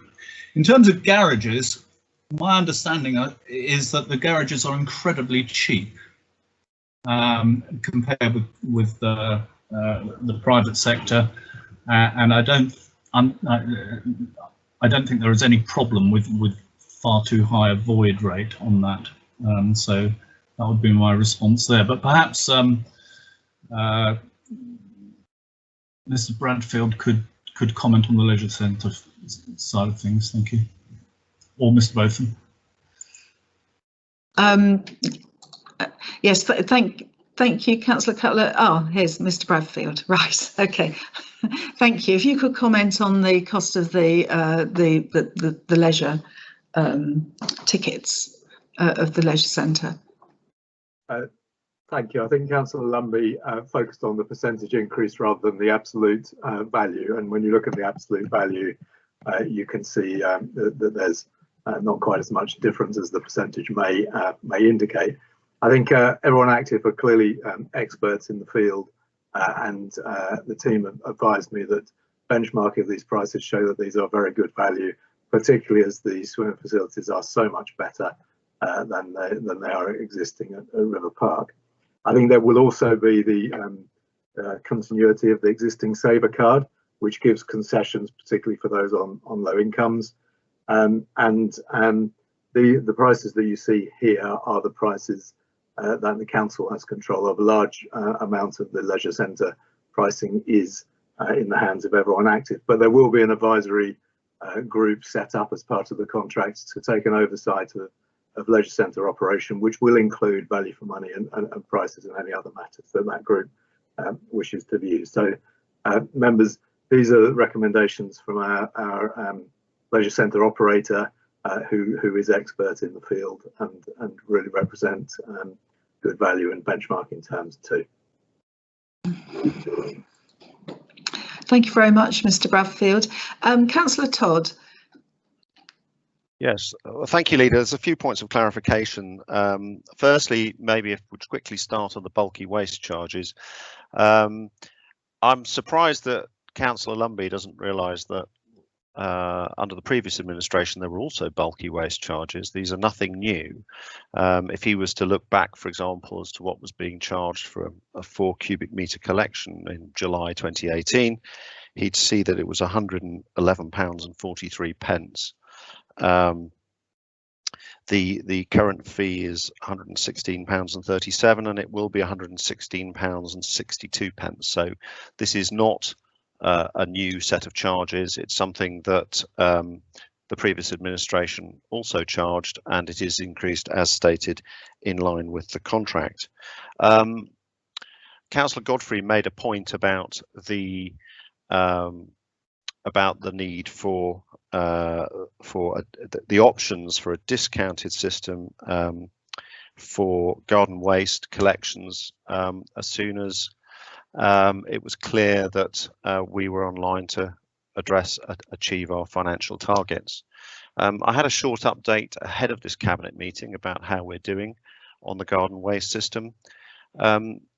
16 people have subscribed to have 16,400 bins, and we have the associated revenue is £860,000, which is 40,000 less than the cost of delivering the current system, which we expect to have achieved within the next 6 days.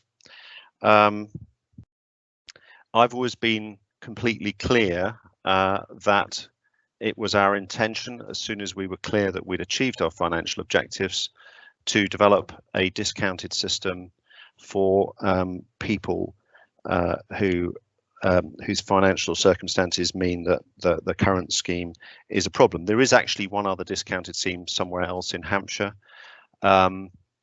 and our normal price is less than their discounted price. I also had a look at the discounted scheme that they have in Oxford, for example. Their discounted scheme is also more than our regular scheme, and certainly our intention, and I think one of the reasons why so many people have signed up, was to ensure that we got the price as low as we possibly could to start with.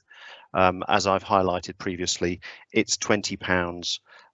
Is on average, the £39 charge is £20 less than people are paying to sign up and get a subscription in the rest of Hampshire.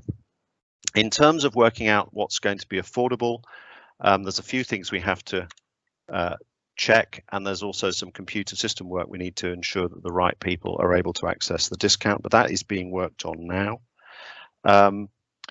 When the Conservatives put forward their previous proposals, there were only 2 problems with how they costed them. They forgot to include the cost of extra bins, and they forgot to include the cost of collecting the bins. So aside from that, their financial proposal well, actually didn't have logic to it, because the income that they were assuming is less than the income we've already achieved. So we are working through the details as to how we can offer a discounted scheme. I promised that there would be a discounted scheme as soon as we hit our revenue target. We are set to hit that target, and so we will keep our promise and come back with a scheme that ensures that everybody, as far as possible, is able to afford to sign up to the garden waste programme. Thank you very much. Thank you very much, Councillor Todd, and to Councillors Godfrey and Lumbey for their contributions. Cabinet, any questions on the paper? I know we've all seen it a number of times, but just sort of checking. Any debate? Oh, Councillor Ferguson. Sorry, I just wanted to check, Leader, whether or not we'd addressed Emma Back's question about the passport for leisure, whether that was the same as the saver scheme that Mr. Bradfield just referred to. I know we said we'd come back at this point. Okay, thank you. I wonder whether Mr. Bradfield might be able to pick this question up. Yes, Councillor Ferguson, it's one and the same thing. We got the opportunity at the Leisure Centre Open Forum next week to just talk through in more detail about pricing with people too. Okay, thank you very much. That's really helpful. Any further questions? No. Any debate?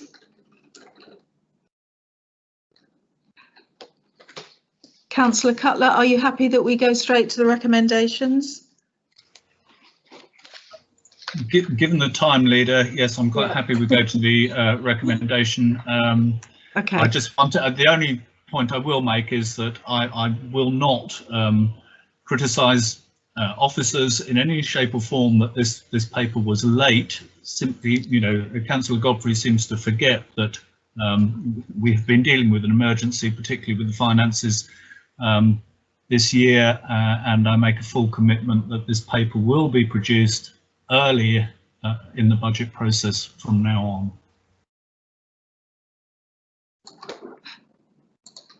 Thank you very much, Councillor Cutler. So the recommendations are on page 373. Are we agreed? Agreed? Agreed. Agreed. Agreed. Thank you very much. That's agreed.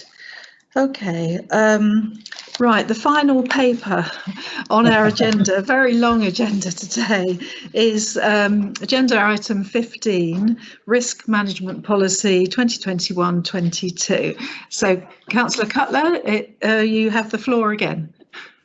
Thank you, Leader. I'll try to be relatively brief with the introduction to this. The Risk Management Policy paper presents an update to the risk management policy, to the Corporate Risk Register and to the Council's risk appetite. A review of the current public sector landscape has been undertaken and corporate risks are considered as set out in section 12.5 of the paper. Of particular interest this year has been the need, I think this year has shown the need to have an effective business continuity plan. This was last reviewed in March 2020 and immediately required when we entered lockdown.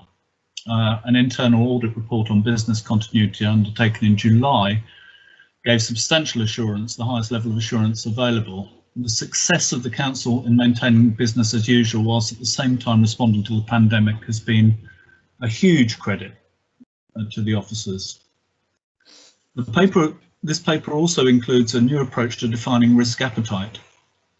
We've moved away from the approach modelled on the impact rating as shown on page 462 to a broader view of risk appetite based on the priorities of the Council plan. The paper was reviewed by the Audit and Governance Committee last week, the committee had no additional comments to make, but I do propose a minor correction to the paper. One word, in fact, on page 466, which is within the description of risk appetite for a vibrant local economy, and it is to replace satisfactory outcomes with positive outcomes. With this correction, I commend this risk management policy to Cabinet.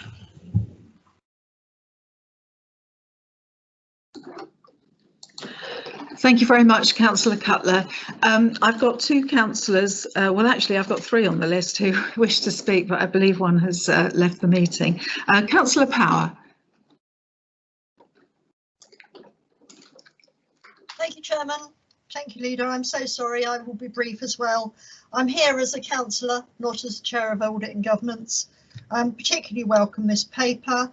I welcome the commitment to monitor risks, which runs throughout the document, and the openness of mind as to how risk is monitored relating to costs and benefits and what should be done about it. This is a great improvement, minor changes, but they make a big difference to how we commit to manage risk. Thank you, Leader.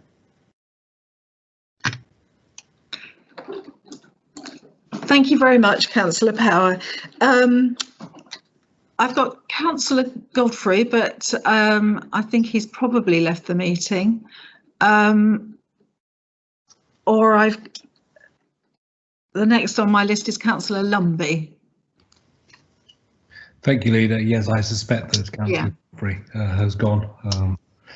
If he's still there, then we've inadvertently missed out on my Twyford bit, so maybe we should go back to that after all. Or maybe we should speed through this and get to our lunch. I can see Councillor Power with her camera still on, nodding in agreement on that one. Give credit where credit's due. First of all, I think in the battle of the lockdown haircuts, Councillor Cutler has certainly won that one. Fantastic.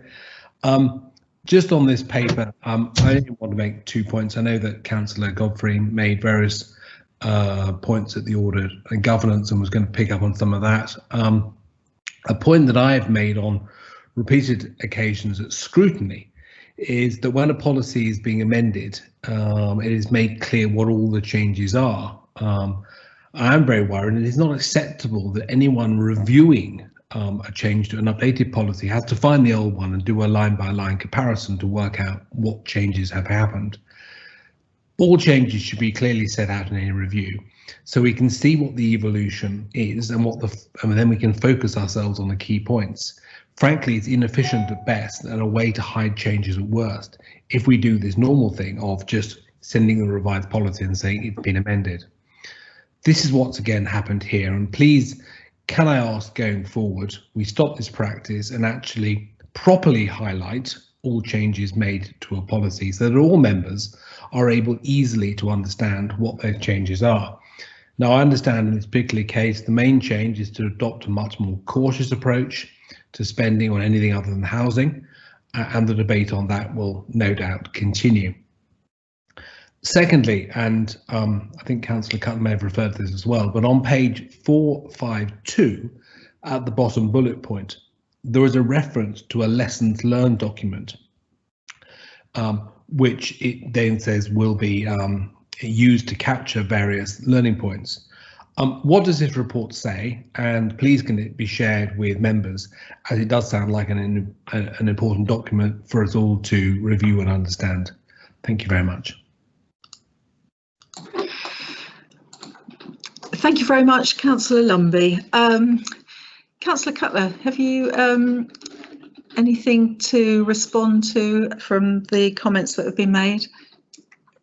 Yeah, in terms of, thank you, Leader. In terms of the changes, I know this seems to be a continual problem for Councillor Lumbey, and I do recognise that it is important to highlight the changes. I think in this case, it's a question, as you read through the paper, you see which areas have been reviewed in the main paper, and then can check back across to the policy itself. In terms of the lessons learned document, I would refer to Mrs. Kirkman if she's on the call, because that is detailed within the review of the business continuity plans, which I believe are happening this month. The detail of those plans, we've had some discussion around where the risks have changed, and certainly, of course, you know, the previous business continuity plan did not include a coronavirus pandemic, and so there are obviously lessons learned. It was an influenza pandemic was included in those risks. Going forward, the next risk will be different again, or the next threats may be different again. So we do need to capture how we look at those effectively known unknowns within the business continuity plan and within the risk register. But perhaps Mrs. Kirkman could add something to that. Thank you, Councillor Cutler. Yes, I am indeed online. I think the start of the lessons learned document was very early on in the pandemic.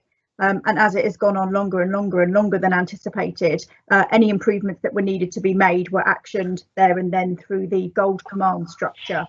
So we did have that document in place, and we have made improvements as we've gone through.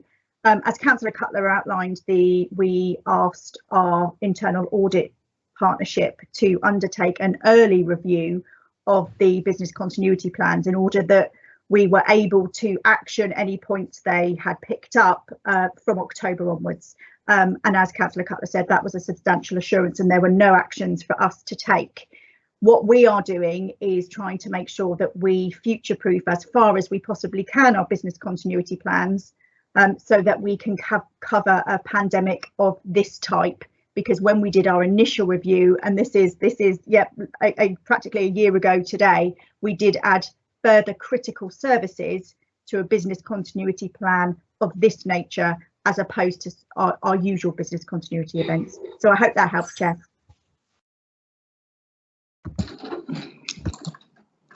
Thank you very much, Mrs. Kirkman. That is helpful. Okay, members of Cabinet, any questions? Nope. Any debate? In that case, shall we go straight to the recommendations then? Councillor Todd, you've got your, right, no, you haven't, okay. Can we move to the recommendations then on page 447, that we approve the risk management policy for 2021-22, its risk appetite statement for 21-22 and the updated corporate risk register. Councillor Porter, you've got your just ready to agree, Chairman. Oh, okay. Okay. Are we agreed, Cabinet? Agreed. Agreed. Thank you very much. Thank you. Well, that completes all the decisions that we need to make on the agenda today. The final item is the forward plan. And the forward plan for key decisions for April 2021. Are we happy to note this? Noted. Noted. Noted. Thank you very much. Phew, well, that completes the business for this morning. It's run well into the afternoon now, but we knew it was going to be a long meeting. So thank you all for your attendance and your patience. And thank you to all the officers. That there was a huge list of officers that were scheduled to be present this morning, which was one of the reasons why we didn't list all the names at the very beginning, because that would in itself would have taken quite a time. So thank you all. Thank you all to all the officers who have helped us along the way over the past year. And it's been a really, really challenging year, as we all know. So thank you, and we look forward to seeing you again in the new municipal year. Thank you very much. Thank you.